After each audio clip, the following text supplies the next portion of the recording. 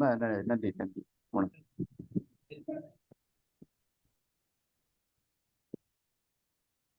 தோழர்கள் அனைவருக்கும் வணக்கம்.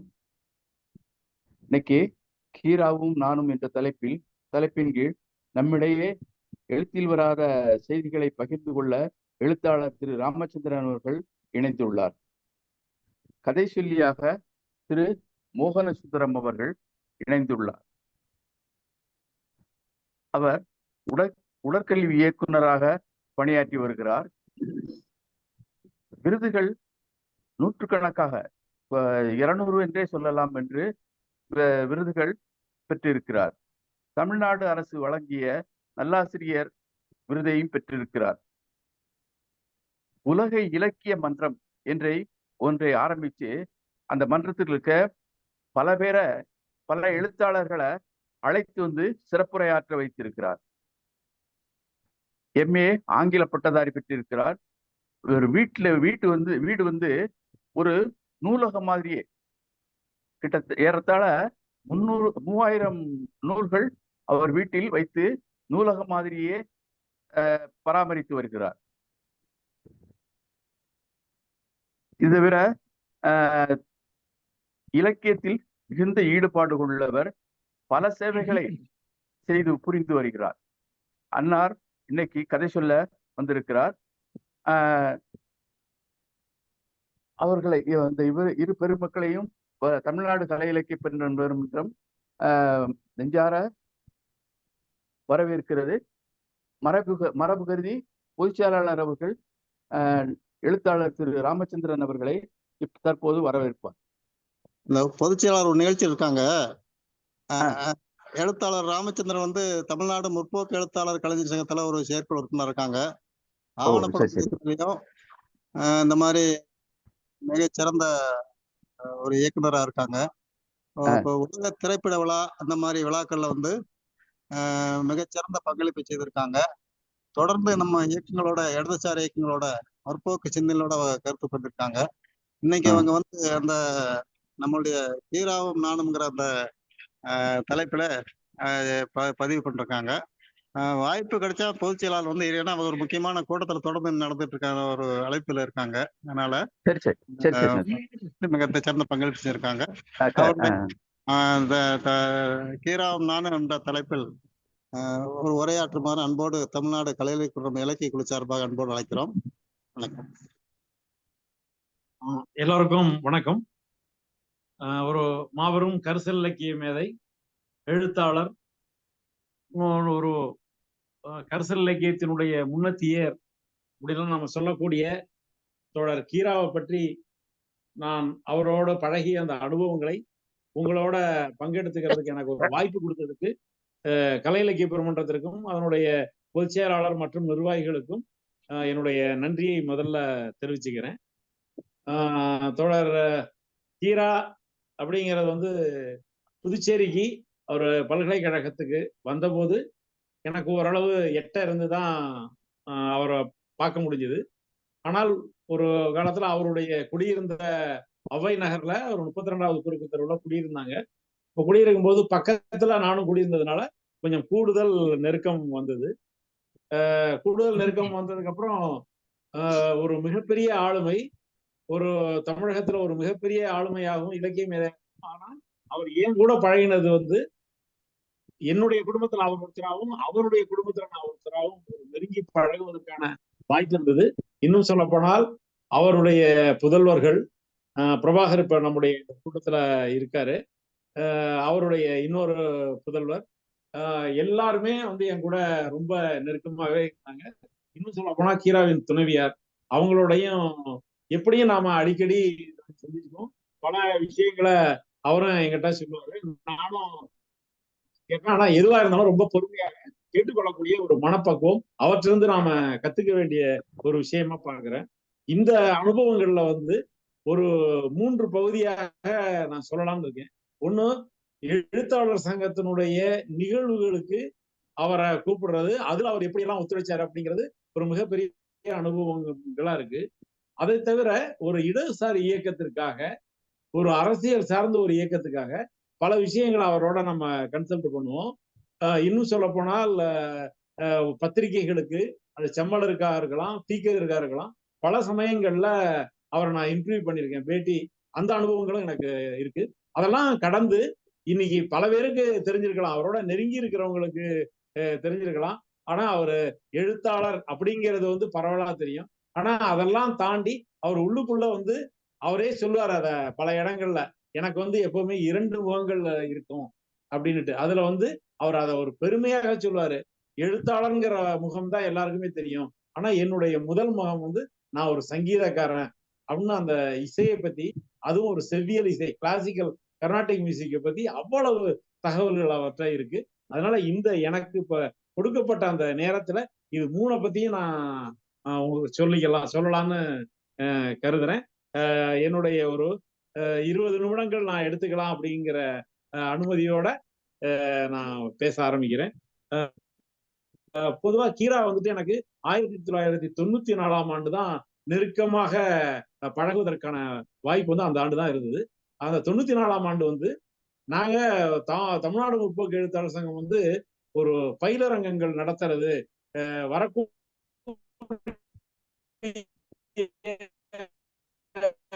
உறுப்பினர்களை பொதுவா மாவட்ட செயலாளர்கள் ஒரு நல்ல ஒரு பரிச்சயமாகணும், அதுல ஒரு பயிற்சி கொடுக்கணுங்கிறதுக்காக முதல் கட்டமாக ஒரு சிறுகதை பயிலரங்கம் நடத்தினோம். முதல் கட்டமாக தென் மாவட்டங்கள்ல வந்து குற்றாலத்துல ஒரு பயிலரங்கம் திட்டமிட்டோம். அதுல கிட்டத்தட்ட ஒரு 44 எழுத்தாளர்னா அந்த பயிலரங்கத்துல படிச்சவங்க பின்னாடி வந்து ஒரு சிறந்த சிறுகதை எழுத்தாளராக இருந்தாங்க. அதே மாதிரி ஏற்பாடு பண்ணக்கூடிய அந்த வேலைகளுக்கான பொறுப்பாளரா நான் தான் அப்ப இங்க செயலாளர் இருந்ததுனால அந்த வேலைகளை நான் செஞ்சேன். அப்ப அதுல ஒரு என்ன திட்டமிட்டு இருந்தேன்னா, ஏற்கனவே கதையை எழுதி மிகப்பெரிய ஆளுமைகளா இருக்கக்கூடியவங்க ஒரு கதையை உருவாக்குறது எப்படி, ஒரு கதையை எழுதிய அனுபவங்கள், ஒரு கதை எப்படி பிறந்தது அப்படிங்கிறதுக்காக அந்த அனுபவங்களை வந்து ஷேர் பண்ணிக்கிறதுக்கு அப்படிங்கிறதுக்காக எனக்கு மாநில மையத்திலும் சொன்னாங்க, இது மாதிரி அங்கே கீரா வந்து இருக்காங்க, அவங்கள இந்த நீங்க அழைக்கணும்னு சொன்னாங்க. அந்த அடிப்படையில போயிட்டு நாம அழைச்சோம். ஆனா நான் அழைக்க போகும்போது அவர் ஒரு மிகப்பெரிய ஆளுமை, எப்படி அதுக்கு உடனே ஒத்துப்பாரா, நம்ம கேட்கறது எப்படின்னு ஒரு தயாரிப்போட போனோம். ஆனா நான் உள்ள போயிட்டு அவர்கிட்ட பேச ஆரம்பிச்சது அப்படிப்பட்ட ஒரு இது இல்ல, ஒரு சாதாரணமாக ஒரு தோழத்தை எப்படி பேசுறோமோ அந்த அறிமுகம், அதுல இருந்து அந்த முதல் சந்திப்பே வந்து அவரும் நானும் ஐக்கியமானது அப்படிங்கிறது தெரிஞ்சுது. அப்ப வந்து அவரு கீரா வந்துட்டு அவை நகர்ல 32வது குறுக்கு தெருவுல ஒரு வீட்டு மாடியில தான் இருந்தாங்க. அது மாதிரி நான் போவோம், எல்லாத்தையுமே கேட்டாங்க, என்ன பண்ண போறீங்க, எப்படி அது திட்டமிடல் இருக்கு, எப்படி நான் இங்க இருந்து வர்றது. அது வந்து இளைஞர் விடுதியில கடற்கரை ஓரத்துலதான் அந்த நிகழ்ச்சியை ஏற்பாடு பண்ணியிருந்தோம். என்னை பத்திட்டு எதுவுமே கவலைப்பட வேண்டாம், நான் வரத்துக்காக நீ எதுவுமே சிரமப்படலாம் இல்ல, நான் வந்துருவேன், அந்த சமயத்துக்கு வந்துருவேன் அப்படின்னாரு. அதே மாதிரி குறிப்பிட்ட நேரத்துக்கு வந்து எனக்கு இன்னைக்கும் நல்ல நினைவு இருக்கு. நம்ம முதல்ல அவரே சொன்னாரு, எங்கிட்ட வந்து நான் உரை நிகழ்த்துறதுங்கிறத விட நீங்க எந்த அளவு கேள்விகள் கேட்கறீங்களோ அந்த அளவுதான் என்ன நீங்க பயன்படுத்திக்க முடியும் அப்படின்னு வந்திருக்கக்கூடிய அந்த சிறுகதை பட்டறைக்கு வந்திருக்கக்கூடியவங்களையும் நம்பிக்கை அளிக்கிற மாதிரி அவர் சொன்ன கதை ஒரு நல்ல ஒரு புகழ்பெற்ற நிறைய பேருக்கு தெரிந்த ஒரு கதை. ஜடாயுன்னுட்டு ஒரு கதை ஒண்ணு எழுதினாரு. அந்த ஜடாயு கதையை தான் அவர் சொன்னாரு, அதனுடைய அனுபவங்கள். அதே மாதிரி என்னன்னா, அந்த பயிலரங்கத்துல வந்து சிறுகதை முதல்ல எழுதணுங்கிறவங்க என்ன செய்யணும் அப்படிங்கிறதுக்கு ஆரம்பத்துல நமக்கு வருமா வராதாங்கிற அந்த பயமெல்லாம் இருக்கக்கூடாதுங்கிறதோட ஒரு நடந்த நிகழ்வு வந்து நான் இப்ப திரும்பியும் அசைப்பட்டு பாக்குறேன். அப்படிப்பட்ட ஒரு அனுபவங்கள். அதெல்லாம் தாண்டி அவர் வந்துட்டு போறதுக்கான ஏதாவது போக்குவரத்து ஒரு ஆட்டோல தான் வந்தாரு. ஆனா எதையுமே வாங்கிக்க மாட்டேன்னு சொன்னாரு. அதுல இன்னொரு விஷயம்,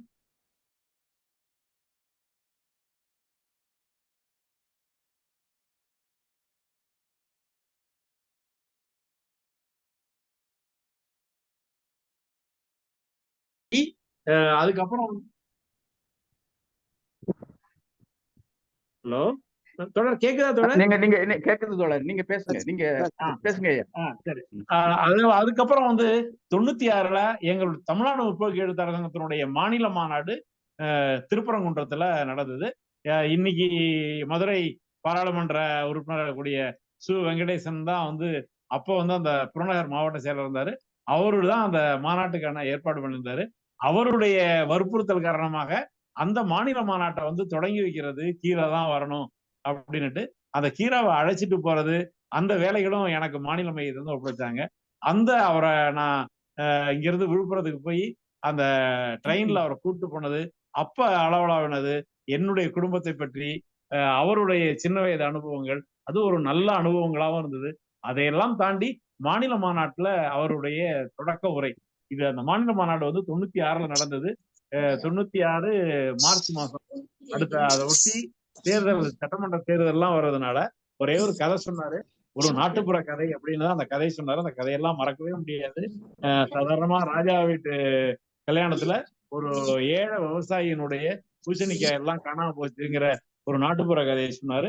நீங்க வந்து அந்த தேர்தல் அந்த சமயத்துல எப்படி இருந்ததுன்னா, அப்ப இருந்த முதலமைச்சர் தன்னுடைய வளர்ப்பு மகனுக்கு கல்யாணம் பண்ணி அதுல எப்படியெல்லாம் பல பேர் பாதிக்கப்பட்டாங்கிறதெல்லாம் அதை வந்து நேரடியா சொல்லாம அதை எல்லாரும் புரிந்து கொள்ளக்கூடிய அளவுல அவருக்கே இருக்கக்கூடிய ஒரு கேலி நையாண்டியோட அந்த கதையை சொன்னாரு. வந்திருக்கக்கூடிய பிரதிநிதிகள் எல்லாமே ஒரு ஆரவாரத்தோட உற்சாகமா ஒரு தொடக்க உரைங்கிறது வந்து மாநாட்டை எப்படி வழி நடத்தி செல்லுங்கிறதுக்கான ஒரு முதல் புள்ளியாக இருந்தது. இது வந்து எனக்கு ஒரு மிகப்பெரிய அனுபவங்களை கொடுத்தது. அதுக்கப்புறம் தொடர்ச்சியாக அந்த காலகட்டத்துல வந்து ஒவ்வொரு ஆண்டும் வந்து கலையரவு வந்து நடத்துவோம். இதை தாண்டி தமிழ்நாடு முற்போக்கு எழுத்தாளர் சங்கத்தினுடைய கலையரவுங்கிறதெல்லாம் காலையில விடிய விடிய நடக்கும். உங்களுக்கு இப்ப நம்ம எல்லாருக்குமே அதெல்லாம் தெரியும். அந்த மாதிரியான இதெல்லாம் எங்களுக்கான ஒரு விருந்தாளியாக அழைப்பு மட்டும் அவருக்கு தகவல் சொன்னா போதும், அவரை வந்து அழைப்புல பேர் போடணும் அப்படிங்கறதெல்லாம் எதிர்பார்க்கவே மாட்டாரு. எனக்கு தகவல் சொல்லிட்டு நான் வந்துடுவேன்ட்டு முதல் வரிசையில வந்து அவங்க துணைவியாரோடய வந்துருவாங்க. எங்களுக்கெல்லாம் மிகவும் மகிழ்ச்சியாகவும் எங்களை உற்சாகம் அடைய வைக்கும். எங்களுக்கு மட்டும் இல்ல, வரக்கூடிய பேச்சாளர்கள் எல்லாமே கீரா வந்திருக்காரு அப்படிங்கிறதுக்கான அது இதுவே வேற மாதிரியான தன்மையில இருக்கும். அப்ப அது மட்டும் இல்ல, கலையரவுக்கு முதல் நாள் இரவு வருவாங்க. ஆனா மறுநாளைக்கு இவங்க எல்லாரையும் காலையில கீராவுடைய வீட்டுக்கு அழைச்சிட்டு போறது, கீராவோட வீட்டுல பார்க்கலாம். அப்படிப்பட்ட ஒரு எப்ப பார்த்தாலும் ஒரு எழுத்தாளர்களும் கலை இலக்கியவாதிகளும் சங்கமிக்கக்கூடிய ஒரு வீடாவும் புதுச்சேரியில வந்து கீராவுடைய வீடு இருந்ததுன்னா அது வந்து முற்றிலும் உண்மை. கிட்டத்தட்ட முற்போக்கு எழுத்தாளர் கலைஞர் சங்கத்துக்கு எந்த கூட்டமா இருந்தாலும் வரவங்களுக்கு வந்துட்டு ஒண்ணு கூட்டத்துல பேசுறது, கூட்டத்துல பங்கெடுக்கிறது, அடுத்த அவங்களுடைய நிகழ்ச்சி நிரல்ல கீராவை போய் பார்க்கணும், கீராவை சந்திக்கணும் அப்படிங்கிறது அவங்களுடைய அந்த திட்டமிடல்லையே இருக்கும். ஒண்ணு அவங்க இரவே பயணிக்கணும்னாக்க முன்னதாகவே வந்து அவருடைய வீட்டுக்கு போவாங்க. இப்படி பல எழுத்தாளர்கள் ஒண்ணு கோவில்பட்டி பக்கத்துல இருந்து, திருநெல்வேலி பக்கத்துல இருந்து வரவங்களா இருந்தாலும் சரி, சென்னையில இருந்து வரவங்களாம் சரி, அதுக்கு எல்லாமே குறிப்பிட்டு சொல்லலாம். பாரதி கிருஷ்ணகுமார்ல இருந்து தமிழ்ச்செல்வன், உதயசங்கர், நாரும்புநாதன், யாரு அந்த பக்கத்துல இருந்து வந்தாலும் சரி கீராவை போய் பார்க்கணும் அப்படிங்கிறது இருக்கும். அதே மாதிரி திரைப்படத்துறையில இருந்து வரக்கூடியவங்க எல்லாருமே எங்களுடைய கலையரவுக்கு வரவங்க எல்லாம் ஏற்கனவே அவங்க இன்னும் வரும்போதே நாங்க கீராவை பார்த்துட்டு வருவோம் அப்படின்னு அவங்க சொல்லிட்டு அது மாதிரி வருவாங்க. அது திரைக்கலைஞர் நாசர்ல இருந்து ரோஹிணியில இருந்து சிவகுமார் வரைக்கும் எல்லாருமே கீரா வீட்டுக்கு போயிட்டு தான் வருவாங்க, இல்லைன்னா நிகழ்ச்சியை முடிச்சுட்டு போவாங்க. இது வந்து ஒரு தொடர்ந்து கீராவோட இருக்க எனக்கான ஒரு நெருக்கமான ஒரு பழக்கத்தை வந்து உருவானது. எல்லாருமே அவங்க சொல்றது ஆச்சரியமான என்ன இருக்குன்னா, கீராவை போய் நாம சந்திச்சோம்னா இதுவரைக்கும் நம்ம கேள்விப்பட்ட தகவல்கள்லயே ஒரு நுட்பமான அதை புரிந்து கொள்வதற்கான தகவல் அவற்றை ஏதாவது இருக்கும், ஏதாவது ஒரு செய்தி அவற்றை நிச்சயமா இருக்கும். ஒவ்வொரு சமயமும் சந்திக்கும் போது புதிய செய்திகளை நம்ம கீரா கிட்ட இருந்து பெற முடியும் அப்படிங்கிறது அவங்க சொல்லுவாங்க.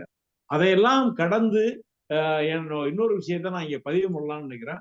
அவருடைய அந்த அந்தமான் நாயக்கர் குறித்து அந்த கதை, அந்த கேரக்டர், அதை வந்து ஒருத்தர் வந்து நான் வந்து ஒரு ஷார்ட் பிலிம் பண்ணணும், அதுக்கு வந்து நீங்க அனுமதி வாங்கி கொடுங்க அப்படின்னு சொன்னாரு. அது எப்படி நான் கேட்கறது, நீங்க வாங்க, நான் கூப்பிட்டு போறேன், அவர்கிட்ட போய் பேசுவோம் அப்படின்னு சொன்னேன். சரி, அவர்கிட்ட நம்ம திடீர்னு இப்படி ஒருத்தரை கூப்பிட்டு போனா என்ன நினைச்சு போறான்னுட்டு நான் முதல் நாளே போயிட்டு இது மாதிரி ஒருத்தர் கேட்கிறாரு நம்மளுடைய நட்புல, இன்னைக்கு திரைப்பட பாடல்கள்லாம் அறிமுகமாயிட்டு இருக்கக்கூடிய புதுக்கோட்டை மாவட்டத்தை சேர்ந்த கவிஞர் தனிக்கொடி, அவருடைய நண்பர் ராஜகுமார்னுட்டு அவங்கதான் அது மாதிரி கேட்டாங்க. அதை நம்ம ஒரு படமா எடுக்கணும், அவற்றை முறைப்படி கடிதமா அனுமதி வாங்கணும் அப்படின்னு சொன்னாங்க. நான் முதல் நாள் போயிட்டு அவர்கிட்ட கேட்டேன், இது மாதிரி நாளைக்கு வரேன் இருக்காங்க தொடர், நான் என்ன கூப்பிட்டு வரலாமா கிரானையும், நீ எதுக்கு அவங்க எல்லாம் அலைய விடுறீங்க, ஏதோ நம்ம கதையை படம் எடுக்கிறேன்னாங்க, ஏதோ ஒரு 10 பேரு கூடுதலா பார்க்க போறாங்க, ஏதோ எடுக்கட்டும், இதுக்கெல்லாம் போயிட்டு அவங்கள வந்து அதெல்லாம் பண்ண வேண்டியது இல்ல. அவங்க பேரு என்ன நான் கையெழுத்து போடணுமோ அதை நீங்க எழுதிட்டே வந்துருங்க. எப்படி அவங்க கேட்கறாங்களோ அவங்க வரட்டும், நான் கையெழுத்து போட்டு நான் அனுப்பிச்சிடுறேன். இதுக்கு அவங்க வந்து அனுமதி கேட்டு அதெல்லாம் வேண்டாம் அப்படிங்கும் போதுதான் நான் பார்த்தேன். இன்னைக்கு வந்து ஒரு சாதாரணமா ஒரு கதைங்கிறதெல்லாம் இன்னைக்கு திரைப்படத்துறையில போகும்போது என்ன பாடுபட்டுட்டு இருக்குங்கிறது இன்னைக்கு பாக்குறோம். ஆனா ஒரு மிகப்பெரிய ஆளுமை, ஒரு நீண்ட நாட்களாக ஒரு தமிழ் கலை இலக்கிய உலகத்துல, ஒரு எழுத்து உலகத்துல ஒரு ஜாம்பவானா இருக்கக்கூடியவர் வந்து மிக சாதாரணமாக இதை அவருடைய ஒரு எளிய அந்த அணுகுமுறை இருந்ததுல அது வந்து எனக்கு ரொம்ப ஆச்சரியப்பட வச்சது. இந்த தகவலை நான் அவங்க கிட்ட சொல்லிட்டு, எங்க உங்க அப்பா பேரு இதெல்லாம் சொல்லுங்க, உங்களுடைய முகவரி சொல்லுங்க. அவர் சொல்லிட்டாரு. நான் அந்த டாக்குமெண்ட்டை வந்து எக்ரிமெண்ட் மாதிரி எழுத சொன்னாரு அவரே தெரியாது. அது மாதிரி நான் ரெடி பண்ணிடுறேன்னு அவங்களுக்கு அதை விட ஆச்சரியமா உள்ளபடி இது மாதிரியான இது வந்து 2 விஷயம் அவர் ஒன்னையும் அப்ப ஒரே வார்த்தை சொன்னாரு.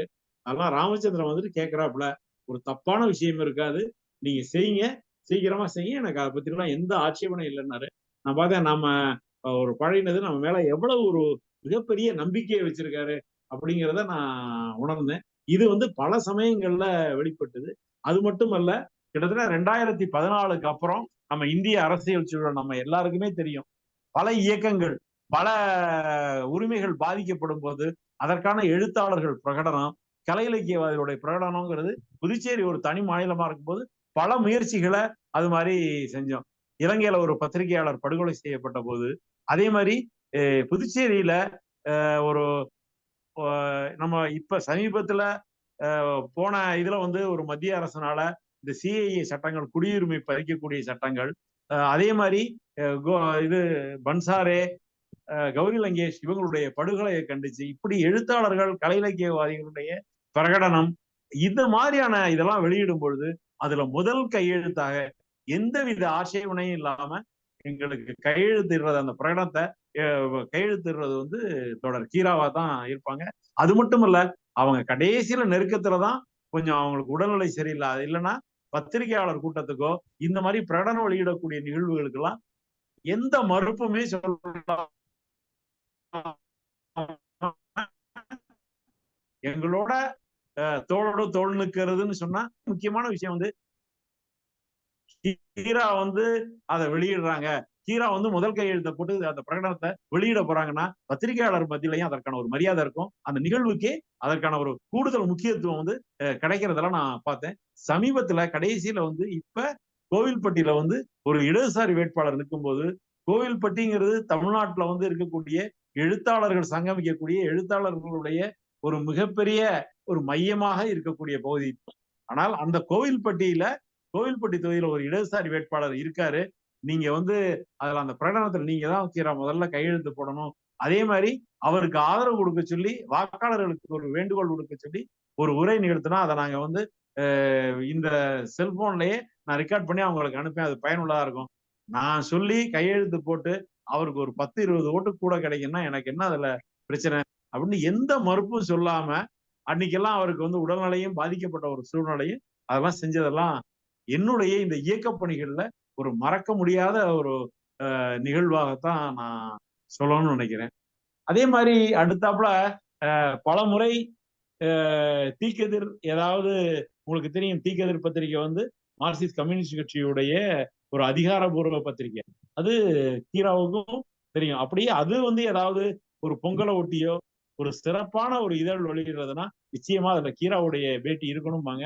அதுல குறிப்பாக கீரா கிட்ட எப்படி நடந்துக்கணுங்கிறது, கீரா மேல ஒரு அளவு கடந்த மரியாதையும் அவருடைய நெருங்கிய நண்பரும் தோழருமாக இருந்த தோழர் எஸ்ஏபி வந்து சொல்லுவாரு, நீ கீரா கிட்ட என்னெல்லாம் கேட்கணும், அவர்கிட்ட எல்லாம் நிறைய தகவலை நீ வாங்கணும்னு எல்லாம், என்ன பேட்டி எடுக்கணும்லாம் சொல்லி அனுப்புவாரு. அதுல நம்ம எப்படிப்பட்ட கேள்விகள் கேட்டாலும் அவருடைய கோவில்பட்டியினுடைய அந்த ஆரம்ப கால அனுபவங்கள், அதுல வந்து அவர் எழுத்தாளராக எல்லாம் பரிணமிக்கிறதுக்கு முன்னாடி இருந்த விவசாயிகள் சங்கத்துல அவரு இணைஞ்சு பணியாற்றியது, கட்சியில அவர் ஒரு கிளையில இருந்தது. இன்னும் சொல்ல போனா அவர் கூடுதலா சொல்லுவாரு, உங்களுக்கு தெரியுமா இந்தியா முழுக்க கம்யூனிஸ்ட் கட்சி பிரிஞ்சுது, ஆனா இடைச்சேவல்ல மட்டும் பிரியல, நாங்க எல்லாரும் ஒன்னாதான் இருந்தோம் அப்படிங்கிறத அவரை சொல்லும் பொழுதெல்லாம் இந்த கட்சி இயக்கம் இப்படி பிரிந்ததற்கான வருத்தம் இருக்கும். ஆனா நாங்க மட்டும் பிரியல, நாங்க ஒன்னாதான் இருந்தோங்கிறதுல ஒரு மிகப்பெரிய பெருமித உணர்வுகளோட அதை வெளிப்படுத்துவாரு. பல இன்டர்வியூல வந்து அதை வலியுறுத்தி சொல்லுவாரு. விவசாயிகள் சங்கத்துல எப்படியெல்லாம் இருந்தது. இன்னும் சொல்ல போனா அவர் விவசாயிகள் சங்கத்துல போராட்டத்துல இருந்து ஒரு முறை அவர் கைதாகும் பொழுது அந்த பேர் எனக்கு உடனடியா நினைவில்லை. அதுக்கப்புறம் ஒருத்தர் தலையிட்டு கீரா வந்து ஒரு எழுத்தாளர், அவரை வந்து நீங்க அந்த மாதிரியான கேஸ்ல இது பண்ணக்கூடாதுன்னு எல்லாம் சொல்லி அவரை வந்து அந்த கேஸ்ல இருந்து அவரை விடுவிச்சது. அதெல்லாம் ஒரு சுவாரஸ்யமான ஒரு அனுபவங்களோட சொல்லுவாரு. அதெல்லாம் தாண்டி அவருடைய கட்சியினுடைய வகுப்புகள் நடந்ததெல்லாம் சொல்லுவாரு. அதுல கூடுதலாக விபி சிந்தன் வந்து இடைச்சேவல் கிராமத்துல உட்கார்ந்து அந்த கட்சிகளை எல்லாம் வகுப்பெடுத்ததை வந்து அவர் சொல்லுவாப்ல. விபி சிந்தனை பத்தினா அவருக்கான உயரிய மரியாதை, அவருடைய எளிமை, அதெல்லாம் வந்து அவர் சொல்லும் பொழுது அது கீராவனுடைய வார்த்தைகள் அந்த அனுபவங்களோட கேட்கறதுங்கிறது ஒரு பசுமையான நினைவுகளா இருக்கும். இதெல்லாம் அந்த ஸ்பீக்கர் இன்டர்வியூல சொல்லுவாரு. இன்னும் சொல்ல போனா அவருக்கு வந்துட்டு பஸ் ஏத்தி விடுறதுக்கு நான் போவேன். போயிட்டு அவருக்கு பஸ்ஸுக்கான காசு வந்து 5 ரூபா கொடுத்துட்டு நான் வந்து வீட்டுக்கும் நீங்க எடுத்துட்டு போங்கன்னு சாத்துக்குடி ஆரஞ்சு பழம் வந்து வாங்கி கொடுத்து அவர்கிட்ட வாங்கினா அவர் சொல்லுவாரு, இல்ல வேண்டாம் அப்படின்னுட்டு என்னுடைய வீட்டுக்கு வாங்குவேன். அதுல 2 பழம் எடுக்கிற அந்த பழம் எவ்வளவு ஆகுது, அந்த 2 ரூபாயும் கொடுத்தா எனக்கு உதவியா இருக்கும்னுட்டு இப்படிப்பட்ட ஒரு எளிமையாக வாழ்ந்த இயக்கம் தான் கம்யூனிஸ்ட் இயக்கம்ங்கிற ஒரு பெருமிதத்தோட அதை அவர் வெளிப்படுத்துவார் அந்த இன்டர்வியூல எல்லாம். அதெல்லாம் விட நான் வந்து இந்த ஒரு சின்ன குறைந்த அனுபவங்கள்ல பல பேரை போய் நான் இது மாதிரி எல்லாம் இன்டர்வியூ பண்ணியிருக்கோம். இன்டர்வியூ பண்ணிட்டு சாதாரணமா அவங்க சொல்றது என்னன்னா, அவங்க சொல்லுவாங்க, சில சமயம் நம்ம ரெக்கார்ட் பண்ணுவோம், இல்லைன்னா குறிப்புகள் எடுத்துட்டு ஃபைனலா எழுதுவோம். எழுதி பத்திரிகைக்கு அனுப்புறதுக்கு முன்னாடி அவங்க கிட்ட போய் காமிப்போம். ஏன்னா அவங்க சொன்னதை நம்ம தப்பா புரிஞ்சுட்டு வேற மாதிரி இன்டர்பிரட் ஆகி செய்திகள் தப்பா போயிடக்கூடாதுங்கிறதுல அவங்க கவனமா இருப்பாங்க. போயிட்டு நீங்க இதை பத்தி இப்படி சொன்னீங்கிறது சில பேர் கரெக்ஷன் சொல்லுவாங்க, சில பேர் அதை அப்படியே அனுப்புங்கன்னாங்க. இதே அனுபவம் எனக்கு கீரா கிட்ட இருந்தது. கீரா கிட்ட வந்து நான் ஒரு முறை அது மாதிரி எல்லாம் சொல்லிட்டு காலையில வந்து அவர்கிட்ட தொலைபேசிட்ட கேட்கிறேன், கீரா பேட்டி எல்லாமே ரொம்ப நல்லா வந்திருக்கு, எல்லாமே எழுதிட்டேன், எனக்கு வந்து ஒரே ஒரு இடத்துல சந்தேகம் இருக்கு, இதை பத்தி நீங்க இப்படி சொன்னீங்களா, நான் சரியா புரிஞ்சிட்டு இருக்கேனா அப்படின்னு கேட்டா கொஞ்சம் கூட யோசிக்கவே மாட்டாப்ல. நீ எவ்வளவோ எழுதியிருக்க, நான் இன்டர்வியூ பண்ணதை நீ எவ்வளவோ எழுதியிருக்க, அதுல ஏதோ 1-2 சந்தேகம் கேட்கிற, அதை விட்டுட்டு போ. உனக்கே மனசுல நிக்காத ஒரு செய்தியை வந்து தீக்கேர் படிக்கிறோம், படிச்சு என்ன பண்ண போறான், நீ அதை பத்தி கவலையே படாத, நீ எழுதியிருக்கிறது போதும், நீ இதனுடைய நோக்கம் என்ன, ஏன் மூலமா சொன்னா நம்முடைய இயக்கம் வளரும், இடதுசாரி இயக்கம் வளர்ந்தா நம்ம நாட்டுக்கு நல்லது, தீக்கேர் படிக்கிறவனும் அதை புரிஞ்சுப்பான் அப்படிங்கிற நம்முடைய நோக்கம். அந்த நோக்கத்துக்கு நீ எழுத போற, இதுல என்ன வந்துட போகுது, அதனால அதை பத்தி என்ன மறுபடியும் நீ எடுத்துட்டு வர்றது இந்த மாதிரி எல்லாம் நீ அலையாது, நீ எப்ப வேணாலும் வரலாம், ஆனா இந்த மாதிரி வேலையெல்லாம் உனக்கு என்ன, இப்ப ஏதாவது ஒண்ணு கீரா இப்படி இப்படி சொன்னதை விட இப்படி சொன்னது இருந்தா நல்லா இருக்கும்னு அப்படி எழுதிக்கோ. இப்படிப்பட்ட ஒரு நம்பிக்கை மட்டும் கிடையாது, ஒரு உரிமை இந்த இயக்கத்தின் மேலையும் நம்ம அவருடைய அந்த கருத்துக்கள் வந்து இப்படி போய் சேர்ந்தா இந்த இயக்கத்திற்கு இது உதவியா இருக்குங்கிறவருடைய அவருடைய ஒரு பரந்துபட்ட அந்த மனப்பான்மையும் பார்வையும் எனக்கு பல முறை ஆச்சரியப்பட வச்சது அவருடைய இந்த மாதிரி அவரோட உரையாடும் பொழுது. அதெல்லாம் விட அவருடைய ஒரு அறக்கட்டளை சார்புல செம்மலருக்கு வந்து அந்த ஒரு ஆண்டுதோறும் சிற்றருக்கு ஒரு விருது கொடுப்பாரு அவருடைய அறக்கட்டளை சார்பா. அதுல ஒரு ஆண்டு வந்து செம்மலருக்கு கொடுத்தாங்க. அதற்கான ஒரு நிகழ்ச்சி வந்து அவருடைய வீட்டு மாடியிலேயே இருந்தது. அவர் ரொம்ப குறைந்த எண்ணிக்கையில தான் அதுக்கு இன்வைட் பண்ணாங்க. ஆனா ஒவ்வொருத்தருமே ஒரு மிகப்பெரிய ஆளுமைகள் எல்லாமே அந்த நிகழ்வுகள்ல வந்து எழுத்தாளர் பஞ்சாங்கம், பா ஜெயபிரகாசம் இந்த மாதிரி கலந்துட்டாங்க. அப்ப செம்மலர்ல பொறுப்பாசிரியரா இருந்த எஸ்ஏபியும் அந்த நிகழ்ச்சிக்கு வந்திருந்தாங்க. அது ஒரு மிகப்பெரிய ஒரு கலந்துரையாடலாகவும் பல விஷயங்கள் பேசிக்கக்கூடிய ஒரு நிகழ்வாகவும் இருந்தது. அவர் கீரா சொன்னாரு, இந்த தொகை வந்து பெரிய தொகை இல்ல, செம்மலருக்கு எவ்வளவோ கொடுக்கணும் அது இல்ல, ஆனா இப்படி ஒரு நண்பர்களை கூட்டமாக நம்ம உட்கார்ந்து பேசுவதற்கான ஒரு நிகழ்ச்சியா இது இருக்கணும் அப்படிங்கிறது அன்னைக்கு அவங்க வீட்டிலேயே உணவு ஏற்பாடு எல்லாமே பண்ணியிருந்தாரு. ஒரு மிகவும் மகிழ்ச்சிகரமான ஒரு நிகழ்வாக அதை நம்ம பார்க்க வேண்டியிருந்தது.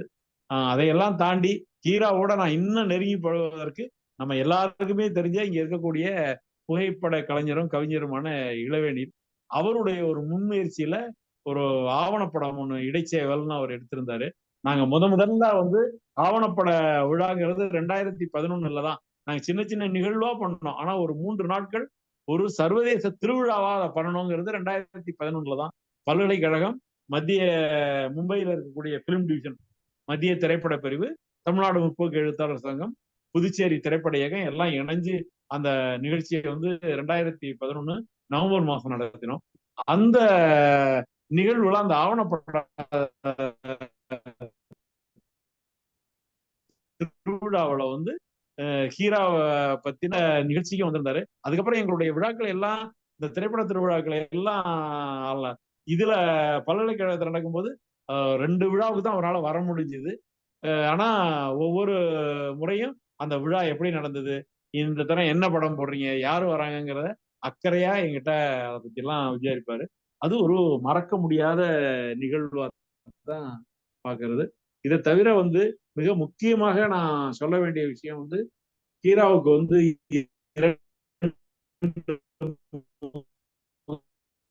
அதுல வந்து எழுதுங்கிற முகம்தான் நம்ம எல்லாருக்குமே தெரியும். அதை சந்தோஷமா ஒரு விஷயத்த சொல்றது, என்னுடைய முகம் வந்து சங்கீதக்காரன் அப்படிங்கிறது. நீங்க சங்கீதக்காரன் அப்படிங்கும்போது அவர் ரொம்ப தெளிவா இருந்தாரு. அதுல சங்கீதக்காரன்னா இந்த தமிழ் இசை, கர்நாடக சங்கீதம் இதை பத்தின குழப்பமெல்லாம் அவருக்கு எதுவுமே கிடையாது.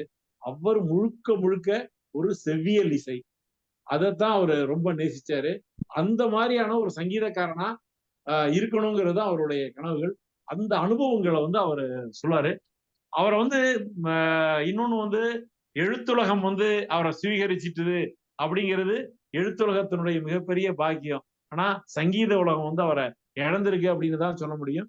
இசைங்கிறது வந்து என்னுடைய குடும்ப பின்னணியினால அந்த இசைக்கலைஞர்கள், சங்கீத வித்வான்களை பத்தின கொஞ்சம் எனக்கு அதை பத்தி தெரியுங்கிறதுனாலதான் அதை பத்தி கூடுதலாக அவர் அதை சொல்லும் பொழுதெல்லாம் பாக்குறது ரொம்ப பெருமிதமா இருக்கும். இன்னொன்னு வந்து அவரை ஏன் நம்ம அப்படி சங்கீதக்காரன் அப்படிங்கிறதுல என்ன இருக்குன்னா, சங்கீதத்துல வந்து நிறைய பேர் பாடல்கள் கேட்பாங்க, இசைக்கருவிகள் இசைப்பது கேட்பாங்க, திரை இசை பாடல்கள் கேட்பாங்க. ஆனா அவர் ரொம்ப ரொம்ப ரசிச்சது என்னன்னா, சங்கீதத்திலேயே பிறருமே வந்து அது பாட ஆரம்பிச்சாச்சுனாலே வானொலி பெட்டியை நிறுத்திட்டு போறதும், இல்லைன்னா அதுல ஈடுபாடு இல்லாம இருக்கக்கூடிய ஒரு இது வந்து அந்த சங்கீத கச்சேரிகள்லயே ராகம் பாடுறது. ஆனால் ஹீராவை பொறுத்தளவில் அவர் மிகவும் ரசிச்சு பார்க்கிறது, கேட்கறது வந்து ராகம் பாடுறதுதான். அதற்கு ஒரு மிகப்பெரிய வாய்ப்பு வந்து அவர் ஆரம்பத்துல போய் சங்கீதம் கத்துக்கிட்ட அந்த அனுபவங்கள்லாம் என்கிட்ட சொல்லுவாரு. அவரோட இணைபிரியா தோழராகவும் எழுத்தாளராகவும் அழகிரிசாமியும் அவரும் போய் சங்கீதம் கத்துக்கிட்ட அனுபவங்கள் ரொம்ப சுவாரஸ்யமா இருக்கும். எப்படி எல்லாம் போனோம், எப்படி எல்லாம் போய் கத்துக்கிட்டோங்கிறத அந்த அனுபவங்களோட சொல்லுவாரு. இன்னும் அவர் அடிக்கடி அவர் நிச்சயமா சங்கீதத்தை பத்தி பேசும்போது ஒரு 2-3 பேரை வந்து தவறாம சொல்லுவாரு. அதுல விளாத்திக்குளம் சாமிகள் அது ஒண்ணு விடாம அவர் சொல்லக்கூடியது. இன்னொன்னு மாரியப்ப சாமிகள். அந்த விளாத்திக்குளம் சாமிகளுடைய ராகம் பாட ஆரம்பிச்சாங்க, கிட்டத்தட்ட நாள் கணக்குல எல்லாம் மணிக்கணக்குல தான் போறாங்க, நாள் கணக்குல பாடக்கூடிய ஒரு மிகப்பெரிய சங்கீத விற்பனரா அவர் இருந்தாரு அப்படிங்கிற அந்த அனுபவங்கள் அதையெல்லாம் கடந்து காரக்குறிச்சி அருணாசலம் அது அவர் சொல்லுவாரு, எங்க ஊர் மாப்பிள்ளைன்னு சொல்லுவாரு. அவருடைய நாதசுரம் பொதுவாகவே சங்கீத ரசிகர்களுடைய மிக முக்கியமானது வந்து, என்னைக்கு ஒரு ஆள் வந்து ஒரு நாதஸ்வரம் கேட்டு அதுல லயிக்கிறதோ அவன் வந்து மிகப்பெரிய சங்கீத ரசிகரா இருப்பாப்புல. அதுல வந்து கீரா வந்து ஒரு முன்னணியா இருக்காரு. இசை குறித்து அவருடைய ஏராளமான தகவல்கள் அது ரொம்ப நெருக்கமா இருந்தவங்களுக்கு தான் அதை பத்தி தெரிஞ்சது. அப்படிப்பட்ட மிகப்பெரிய சங்கீதக்காரனாகவும் சங்கீத ரசிகராகவும் அவர் இருந்தது. பல பாடல்கள் போனா நிச்சயமா ஏதாவது ஒண்ணு கேட்பாப்புல. நீங்க ஜிஎன்பி கேட்டிருக்கீங்களோ, காரக்குறிச்சி அருணாசலம் அது வாசிச்சிருக்காரு, அதை கேட்டிருக்கீங்களோ, ராஜரத்னம் பிள்ளையை விட இது வாசிப்பாரு, இதை கேட்டிருக்கீங்களோ. இது மாதிரி இசையை பத்தி அதை கேட்டா இந்த ராகம் இப்படி இருக்குமே அதை கேட்ட இது ஒரு தொடர்ச்சியாக. இன்னும் சொல்ல போனா வேற யாரோ வந்தா இவர் எழுத்தாளர் வந்தோம், ஆனா வேற எதையோ பேசிட்டு இருக்காரு அப்படின்னு தோணும். ஆனா அவருடைய இன்னொரு முகமாக அவர் விரும்பி நேசித்த சங்கீதக்காரன் முகம்ங்கிறத என்னால பார்க்க முடிஞ்சதுங்கிறது என்னுடைய மிகப்பெரிய பேராவும் ஒரு பாக்கியமாகவும் தான் நான் பாக்குறேன். இப்படிப்பட்ட ஒரு கீராவை பற்றி ஒரு பர்சனலா அவருடைய கதைகளை பற்றி அவருடைய நாட்டுப்புற அந்த ஆய்வுகளை பத்தி எல்லாம் இருக்கும். ஆனா இது மாதிரியான எழுத்துல வராத இந்த அனுபவங்களை பகிர்ந்து கொள்வதற்கு கலை இலக்கிய பெருமன்றம் எனக்கு ஒரு வாய்ப்பு கொடுத்ததுக்கு அதனுடைய பொதுச் செயலாளருக்கும், குறிப்பாக எங்க ஊர்ல இருந்து இயங்கி கொண்டிருக்கக்கூடிய எல்லை சிவகுமாருக்கும் மற்ற நிர்வாகிகளுக்கும் நன்றி சொல்லுகிறேன். இது வந்து போதுமானதா இருக்கும் அப்படின்னுட்டு நான் நினைக்கிறேன். இது பல விஷயங்களை அப்படியே ஒரு பருந்து பார்வையா தான் சொல்லிருக்கோம். ஹீராவை பற்றி இன்னும் நாள் கணக்குல நம்மளால பேச முடியும். இந்த வாய்ப்பு கொடுத்ததுக்கு நன்றி. வணக்கம் தொடர்ந்து முடித்துக் கொள்கிறேன். மிக்க மிக்க நன்றி தோழமையே. கீராவை பற்றி எழுத்தில் வராத அரிய செயல் விதிகள் பலவற்றை சொன்னீங்க. இசையுலகம் அவரை பயன்படுத்த தவறிவிட்டது அப்படின்னு சொன்னது ரொம்ப முத்தாய்ப்பாக இருந்தது. பிறகு அவர் இடதுசாரி சிந்தனையாளராக இருந்ததுனாலதான் செவ்வியல் இசை அவருக்கு ரொம்ப பிடிச்சிருக்கு அப்படின்னு நல்லா சொன்னீங்க. செவ்வியல் இசை தான் அவருக்கு ரொம்ப பிடிக்கும்னு. இந்தியா முழுவதும் கம்யூனிஸ்ட் இரண்டா போனாலும் இடைச்செவியலில் ஒன்றாகவே இருந்தது அப்படின்னு சொன்னீங்க. அது ரொம்ப முத்தாய்ப்பா இருந்தது. அந்த இடைச்செவியலில் ஒன்றாக இருந்தது இந்தியா முழுவதும் எப்பொழுது ஒன்றாக ஆகும் என்று இயக்கம் இருக்கிறது எல்லோரும். அவர் அந்த பிரிச்சதுனாலதான் அவர் கொஞ்சம் விலகி நின்னாரு அப்படின்னு சொல்லுவாங்க. பிறகு கேள்விகள் நிறைய கேட்கத்தான் அவர்கிட்ட இருந்து நிறைய விஷயங்களை தெரிஞ்சுக்கலாம்னு சொன்னது அருமை. பொதுவா கதை எழுதும் போது பயப்படக்கூடாது. அவர் சொன்னது என்னன்னா, நல்லிய திறந்ததும் தண்ணி வருது மாதிரி கதை எழுதணும், கதை எழுத வரணும் அப்படின்னு சொல்லுவார். அதை சுவிட்ச் போட்டதும் லைட் எறிகிற மாதிரி. அது ரொம்ப அருமையானது, ரொம்ப அருமையா இருந்துச்சு. பயனாடையை பற்றி குறிப்பிட்டீங்க, அதெல்லாம் ரொம்ப முத்தாய்ப்பாக இருந்தது. மிக்க நன்றி எழுத்தாளர் திரு ராமச்சந்திரன் அவர்களே. அடுத்து இன்னைக்கு 79ஆம் நாள் கதையை 79ஆம் நாளில் 79வது கதையான கிளி என்ற கதையை திரு மோகன சுந்தரம் அவர்கள் சொல்ல வருகிறார்கள். இதுல ஒண்ணு மட்டும், கீரா அவர்கள் அகரமும் அன்னமும் என்னை பயன்படுத்தி வளர்ந்தன. அதாவது பத்திரிகைகள் அகரமும் அன்னமும் என்னை பயன்படுத்தி வளர்ந்தன. அதே மாதிரி என்னால் வளர்ந்தது அந்த 2 பத்திரிகைகளும் அப்படின்னு சொல்லுதாரு. பொதுவா எழுத்தாளர்களால் பத்திரிகை வளரும், பத்திரிகையாளர்களால் எழுத்தாளர்கள் வளர்வார்கள் அப்படிங்கிறத கீரா அவர்கள் குறிப்பிட்டிருக்காரு. பிறகு படைப்புகளில் நல்லெண்ண நிற்கும், அல்லன மறையும் அப்படின்னு ரொம்ப ரத்தின சுருக்கமா, மறைந்து ஒழியும் அப்படின்னு ரத்தின சுருக்கமா சொல்லியிருக்கிறாரு. இன்னைக்கு கிளிங்கிற கதைய திரு மோகன சுந்தரம் அவர்கள் சொல்ல வருமாறு அன்புடன் அழைக்கிறேன். வாங்க ஐயா. எனக்குரிய நேரம் சொல்லுங்க ஐயா. நேரம்லாம் கதை சொல்றதுக்கு நேரம்லாம் சொல்லல. கீராவும் நானுங்கிறதுக்கு 20 நிமிடங்கள்னு சொல்றது. நீங்க அந்த கதையில அப்படியே சொன்னீங்கன்னா போதும். நன்றிங்க ஐயா. சொல்லுங்க. Life has given seasons without end, but life's nicest gift is a special friend அப்படின்னு ஒரு அற்புதமான கோட் இருக்கு. வாழ்க்கை முடிவில்லாத காலங்களை, கோடை, வசந்தம், இப்படி நிறைய அற்புதமான அந்த சீசன்ஸ் கொடுத்திருக்குது என்றாலும் அது கொடுத்திருக்கக்கூடிய ஒரு அற்புதமான கொடை எது என்று சொன்னால் நல்ல நண்பன் என்றார். அந்த வகையில எழுத்தாளர் திரு ராமச்சந்திரன் அவர்களுடைய அந்த நட்பு பல்வேறு செய்திகளை, அந்த மாபெரும் ஆளுமையை பற்றிய குறிப்புகளை நமக்கு தந்தது பெரிய மகிழ்ச்சி. ஐயாவுக்கு என்னுடைய அன்பு வாழ்த்துகள். முக்கியமா அவரு சொல்ல வந்ததுல எழுத்தாளருக்கு 2 முகம் இருக்கு அப்படின்னு சொல்றாரு. அது ஒன்று அவரு எழுத்தாளர்ன்றது இல்லாம இசையை அவரு மிகவும் நேசித்திருக்கிறார்ன்றது நம்ம அவருடைய அந்த செய்தியிலிருந்து நம்ம அறிய முடிகிறது. அவரை பொறுத்த வரைக்கும் இசை என்பது அவருடைய மனதினுடைய உணவா இருக்கும். இல்ல soul food of is mind அப்படின்ற மாதிரி சொல்லலாம். அவருடைய மனதின் உணவா அதை சாப்பிட்டிருக்காரு இசையன்றதப்போ அது ஒரு ஆழ்ந்த ஒரு செய்தி தான். அதெல்லாம் ஒரு நல்ல புதிய செய்திகள் நமக்கு கிடைத்திருக்கின்றன. இப்ப அதே மாதிரி ஐயா பேசும்பொழுது கூட சொன்னீங்க, இந்த மாதிரி அவருக்கு கேள்விகளை கேட்க வைத்து அதுக்கு பதில் அளிக்கிறது ரொம்ப பிடிக்கும். இப்படிப்பட்ட அதாவது இந்த நம்ம இலக்கியத்துல ஒரு பெஸ்ட் ரைட்டர், அதாவது இந்த சுயசரிதைன்றதுல நம்ம ஒருத்தருடைய சுயசரிதையை நம்ம எழுதுறோம் சொன்னா அதுல ஜான்சன் அண்ட் பாஸ்வெல் இவங்களை அடிக்கடி குறிப்பிடுவாங்க. ஜான்சன் ஆங்கில இலக்கியத்தினுடைய மிக பெரும் ஆளுமையா இருந்தவர். ஐயா கேக்குதுங்களா நான் பேசுறது? கேக்குது சார், சொல்லுங்க சொல்லுங்க. அக்பருடைய நீங்க கதையை சொல்லிட்டு பின்னோட்டம் சொல்லும்போது கொஞ்சம் சொன்னா நல்லா இருக்கும். முதல்ல கதையை சொல்லி முடிச்சுங்க. ஏன்னா நேரம் கதையை முழுமையா சொல்லி முடிச்சுட்டு அதுக்கு பின்னோட்டம் சொல்லும்போது சொல்லுங்க, நல்லா. சரிங்க. ஏன்னா இதுல என்ன குறிப்புனா, பாஸ்வெல் வந்து ஜான்சனுடைய மிக அரிதான குறிப்புகளை சொல்வார். அது எப்படி சொல்வார்னா, அவர் நடந்து போகும்போது செடிகளை அப்படியே லேசா தட்டிக்கிட்டு பிச்சுக்கிட்டு போறது, இது போன்ற அரிய உணர்வுகளை படம் பிடிக்கணும். அப்படிப்பட்ட நட்பா இருந்து அவரை பற்றிய செய்திகள் வந்து நமக்கு சிலாகிக்கக்கூடிய விஷயமா இருக்கும். அந்த வகையில ஐயா ராமச்சந்திரன் அவர்கள் கொடுத்திருக்கக்கூடிய அற்புதமான அந்த நினைவு குறிப்புகள் மிகுந்த பயனுள்ளவையாக இருக்கின்றன. மகிழ்ச்சி.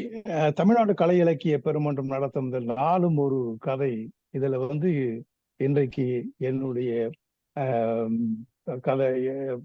கதை சொல்லியாக என்னை அழைத்து அமைக்க நன்றி. இதுல கிளி அப்படின்ற தலைப்புல ஐயா எழுதிய ஒரு சிறுகதையை பற்றி நான் சொல்ல. நீங்க எல்லாம் இதெல்லாம் படிச்சிருப்பீங்க, மாபெரும் ஆளுமைகள் நீங்க முன்னாடி உட்கார்ந்துருக்கிறீங்க. இப்ப இந்த சொல்றது வந்து நம்ம வந்து சாதாரண பிள்ளைங்களுக்கோ மற்றவங்களுக்கோ சொல்ல போறது இல்லை, உங்களுக்கு தான் சொல்றோம். அது எல்லாரும் பல்வேறு வகையில அவங்களுடைய everything depends upon our own emotional point of வியூன்ற வகையில நீங்க பல்வேறு செய்திகளை உள்வாங்கி இருப்பீங்க. அதை உங்களுடைய பரந்துபட்ட விமர்சன கண்ணோட்டத்திலேயே நீங்க அந்த கொண்டு போயிருப்பீங்க. இருந்தாலும் நான் இதை ரொம்ப ரசித்து சொல்றேன். நான் எதுக்கு டைம் கேட்டேன்னு சொன்னா, இதை ரசித்து சிலாகித்து பேசிட்டே போனோம்னா நிறைய பேசலாம். பட் அதை சுருக்கமாக எந்த அளவுக்கு சொல்லணும், எவ்வளவு சொல்லணும் என்பதுலதான் ஒரு கதையினுடைய அந்த சொல்லடக்கம் இருக்குதுன்றப்ப நம்ம அதுக்கேற்ற மாதிரி சொல்லணுன்றதுக்காக நான் இதை எடுத்துக்கிறேன். இந்த கிளின்ட்டு ஏன் பேர் வச்சாரு அப்படின்றப்போ, வடநாட்டு இப்ப நம்ம நடுநாடு பகுதியில வந்து கிளின்னு நம்ம சொன்னோம்னா டக்குன்னு இந்த கிளி, அந்த பறவை கிளி தான் நமக்கு ஞாபகம் வரும் இதுல. ஆனா நம்ம தமிழ்ல இந்த சமஸ்கிருதனுடைய அந்த பாரதின்னு தான் நம்ம சொல்லணும். ஆனா பிஹெச்ஏ பாரதின்னு நம்ம சொல்றோம். அது மாதிரி இங்க நடுநாட்டுல வந்து கிளின்னு சொல்ல மாட்டாங்க, கிளி அப்படின்னு அழுத்தி சொல்லுவாங்க. அதாவது பயத்தை உருவாக்குற மாதிரி அந்த சொல்லை பயன்படுத்தி சொல்லுவாங்க. ஆனாலும் இத வந்து கிளின்னு நம்ம ஏன் பேர் வைத்தாரு, இந்த கதைக்கு ஏன் பேர் சூட்டணும் அப்படின்ற கேள்விதான் எனக்கு அதிகமா இருக்கு. இந்த கேள்விகள் பத்தி தான் அவர் ஐயா சொல்றாரு. இந்த கேள்வி கேட்கும் பொழுது ஏன் இந்த தலைப்புல இந்த பேர் வைக்கணும் அப்படின்றது வந்துச்சு. ஒன்று வந்து என்னன்னா கொஸ்டின்ஸ். ஃபர்ஸ்ட் இதுல என்ன தகவல் வருதுன்னா, அந்த அவங்க கூட இந்த கதாமாந்தர கூட பயணமாகிற அந்த பையன், சின்ன பிள்ளை, அவன் வந்து நிறைய கேள்விகளை கேட்கிறான். கேள்விகளை கேட்டாலே அல்லது கேள்விகளை கண்டாலே பலருக்கு ஒரு வகையான பயம் ஏற்படும். ஒரு வகை அதுக்கான கிளி அந்த பயத்தை உள்ளடக்கி இது வைத்திருக்காரா அப்படின்றது அது குறிப்பா அதை அப்படி சொல்லி முடிக்கல. ஆனா நம்ம இப்படி யோசிக்க வைக்கிறாரு. அல்லது அந்த கதையில வந்து புலி அந்த நிகழ்ச்சியை பத்தி சில விஷயங்கள் வருது, கேள்விகள் வருது. சோ இது தொடர்பான ஒரு பயத்தை பத்தி சொல்றாரா? ஏன்னா அதுக்கு ஏத்த மாதிரி பயந்து அவருடைய குழந்தையால் அவர்கள் மயக்கம் வருகிறார்கள். இது தொடர்பான பயத்துக்காக, அந்த புலி தொடர்பான பயத்துக்காக கிளின்னு வைத்தாரா? இப்படி எல்லாம் பரவ போயிட்டு இருக்கு. இதுல என்னன்னா, நானும் குற்றாலத்துக்கு பயணமாகும் போதெல்லாம் மிகுந்த ரசனையோடு பயணமாகிறேன். அது போல ஒரு ஸ்டார்டிங்கே அப்படிதான் அவர் அழகா தொடங்குறாரு. 4 பேர் பஸ்ல போறாங்க. அது ஒரு வசதியா தான் இருக்குதுன்றாரு. நம்ம வந்து அப்படி எழுத மாட்டோம், நம்ம நெருக்கடியா போகணும். ஆனா ஒரு வசதியா போயிட்டு இருக்கிறாரு. அப்ப போயிட்டு இருக்கும் பொழுது இந்த குற்றாலத்தினுடைய சாரல், ரொம்ப மென்மையான சாரல் நம்ம மேல அதாவது கிட்டக்கு போறாரு. அதாவது கண்ணுலயே ஒரு கேமரா வச்சுட்டு இருக்கிற மாதிரி அதை நம்ம பார்க்க முடிகிறது. அந்த போயிட்டு இருக்கும்போது பஸ்ல அந்த காத்த வீசுது. அது குழந்தையினுடைய அவன் நல்லா அழகா வாரி வச்சிருக்கிறான். அந்த தலையை உள்ள பூந்து அந்த தலையினுடைய அந்த வகிடெல்லாம் களைச்சி போடுற மாதிரி அந்த காத்து மென்மையா தடவிட்டு போகுது. இதெல்லாம் பார்க்கும்பொழுது அவர் வந்து ஒரு மிக பெரும் நேச்சுரலிஸ்டா,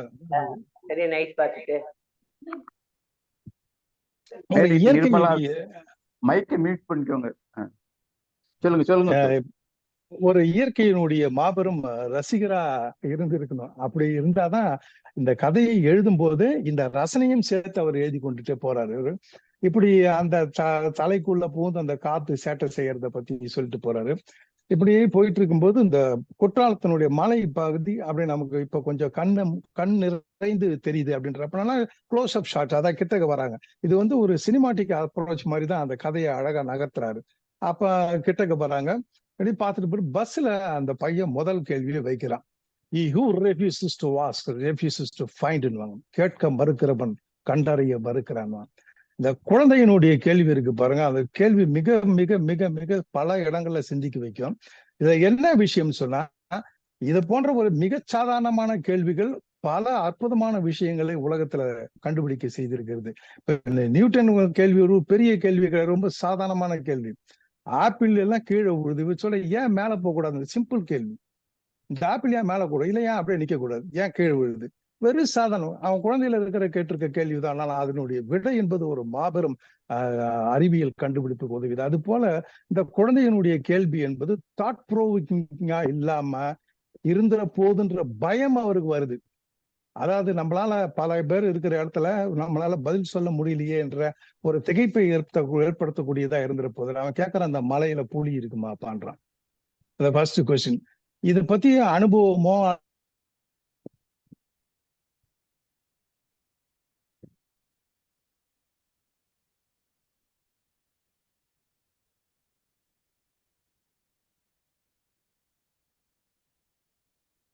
ஐயா உங்க மைக் மியூட் ஆயிட்டா?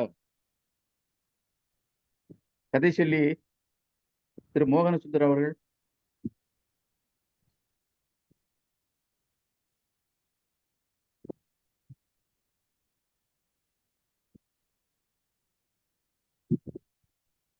நீங்க பேசுறது கேட்கலையா? திரு மோகனசுந்தரம் அவர்கள் பேசுறது கேட்கல. ஐயா இப்ப கேட்குங்க. சொல்லுங்க சொல்லுங்க. இப்படி கூட்டிட்டு போகும்போது அந்த இயற்கையை, அதாவது வாழ்க்கையை நம்ம எல்லாத்தையும் விட்டுட்டு பொதுவா ரொம்ப இந்த உல்லாச டூர் அப்படின்றது என்பது நமக்கு மிக பெரும் மன தளர்ச்சியை, அதாவது ரிலாக்ஸேஷன் தரக்கூடியது. அந்த வகையில எல்லாம் ரொம்ப மகிழ்ச்சியா இருக்கிறாங்க. நம்ம ஒரு புதிய இடத்துக்கு, அதுவும் குளிர்ச்சியான ஒரு இடத்துக்கு போறோன்றதுல இப்ப இந்த கேள்வி வந்து இவரை கொஞ்சம் பயமுறுத்துற மாதிரி இருக்குது. புலி இருக்குமாப்பான்னா இருக்கலாம். இவருக்கு தெளிவா பதில் சொல்ல தெரியல. இருக்கலாம், இல்லாம போலாம், இப்படிதான் பேசுறாரு. அதாவது நான் கமிட்டலா பதில் சொல்ல கத்துக்கிறாரு. இந்த நான் கமிட்டலா நம்ம எப்படி அரசியல்வாதிகள் தான் இந்த மாதிரி பதில்கள் எல்லாம் நிறைய கொடுப்பாங்க. அதுல அவர் கொஞ்சம் லைட்டா பழகிக்கிறாரு. இருக்கலாம், இல்ல இல்லாம இருக்கலாம் அப்படின்றாரு. அவன் விடல. அவர் கொஞ்ச தூரம் போயிட்டோமா, இந்த கொஞ்ச தூரம் போயின்னா புலி நம்மளெல்லாம் மனுஷர்களை அடிச்சு சாப்பிடுமான்றான். அடுத்த கேள்விக்கு வரான்.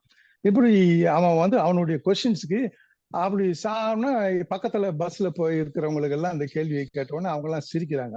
அந்த சிரிப்பு எதனால வந்திருக்குன்னு சொன்னா, ஒருவேளை ஒரு அடிச்சு சாப்பிட்டா என்ன ஆகும்ன்றத யோசிச்சு பார்த்து கூட அவங்க பயந்து இருந்துக்கலாம், சிரிப்பு வந்திருக்கலாம். இப்ப இதுக்கு பதில் சொல்ல சொல்லி அந்த அவருடைய துணைவியார சிரிக்கிறாங்க. அவரை பார்த்து அவன் கேள்வி கேட்கறான், பதில் சொல்லு. அது என்ன அர்த்தம்னா, அதுல ஒரு நாசுக்கான ஒரு உள்குத்து என்னன்னா, நீ பெரிய எழுத்தாளர்ன்ற பெரிய அறிஞர் என்ற ஃபுல்லா கேட்கறானா பதில் சொல்லுன்றது அந்த நக்கல் உள்ள லைட்டா வச்சு அப்படியே குத்துற மாதிரி இருக்கும். அது அவரால் அதை எதிர்கொள்ள முடியாது. இப்படி போறாரு. இப்போ கிட்டக்க வருது, குற்றாலத்தினுடைய அந்த சீசன் கிட்டக்க நெருங்கும் போது அந்த சில்னஸ், ரொம்ப விரைக்கிற மாதிரி ஒரு சில்னஸ் இருக்கு. அந்த ஃபீல் அதே பயங்கர எலிவேஷனுக்கு போறாங்க. அந்த மனசு அவ்வளோ லேசா இருக்குது. அப்போ வந்து தரையில இறங்குறாங்க, அந்த குற்றாலத்துல கால் வைக்கிறாங்க. இதை தூரத்துல இருந்து பார்க்கும் பொழுதே வந்து அந்த குற்றாலம் என்பது அந்த கரும் பாறைக்கு நடுவுல அதனுடைய வெள்ளை நீர் அருவி. நான் கூட அதை ஒரு வானத்திரை, அது ஒரு வானத்திரை. இந்த வானத்திலிருந்து ஒரு பெரிய திரைய பூமிக்கு அந்த மலையில போட்ட மாதிரி அந்த மலைச்சாரல் அப்படி இருக்குன்ற மாதிரி எல்லாம் நான் சிந்தித்திருக்கிறேன். அப்படி ஒரு அற்புதமான அந்த நெற்றியில ஒரு 2 கருப்பு பாறைகளுக்கு நடுவுல ஒரு திருநீர் இது மாதிரி நெற்றியில இருக்கிற மாதிரி அந்த வியூ அவருக்கு தெரியுது. அதை கிட்டக்க பார்க்கும் பொழுது, அதாவது அதுல என்ன ஸ்லிப் ஷாட்ஸ் சொல்ல, இந்த சினிமாட்டிக் மெசேஜ்ல அப்படி சொல்லுவாங்க. அதாவது ஒரு காட்டுறது, அடுத்த விஷயத்துக்கு வர்றது, மறுபடியும் இன்னொருக்கு வர்றது போறது. இந்த ஸ்லிப் ஷாட்ஸ் மெத்தட்ல அவர் சொல்றாரு. ஒரு இடத்துல நிக்கிறாங்க, அந்த குற்றாலத்தை அப்படியே பாக்குறாரு, ரசிக்கிறாரு, மீண்டும் நடக்கிறாரு, மறுபடியும் நிக்கிறாரு, ரசிக்கிறாங்க, மறுபடியும் நடக்கிறாரு. இதெல்லாமே வந்து பியூட்டிஃபுல் சினிமாட்டிக் அந்த அப்ரோச். ரொம்ப அழகா அதை ஒரு திரைக்கதையத்துல கொண்டு வரக்கூடிய அந்த ஓவியம் மாதிரி அந்த சிறுகதையில அவர் எழுதியிருக்கிறது ரொம்ப ரொம்ப அலாதியான ஒரு எழுத்து தான் அது. அந்த மாதிரி பாக்குறாங்க. அப்பா அவரு கேட்கிறாரு, நம்ம இப்ப போய் குளிக்கலாமா, அது மாலை பொழுது, இப்ப போய் குளிக்கலாமா அப்படின்னா, ஐயோ அவங்களுக்கு வந்து கரிசல் காட்டு பகுதியில இருந்து வந்தவங்க, அந்த ஊர் பகுதியில இருந்து வந்தவங்க, அவங்க வந்து இதை தவிர்க்கணும்னு நினைக்கிறாங்க. நாளைக்கு மதியானம்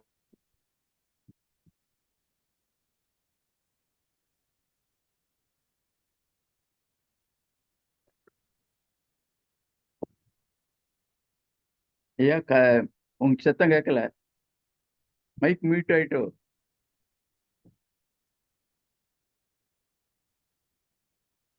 போன் வந்திருக்கும்னு நினைக்கிறேன்.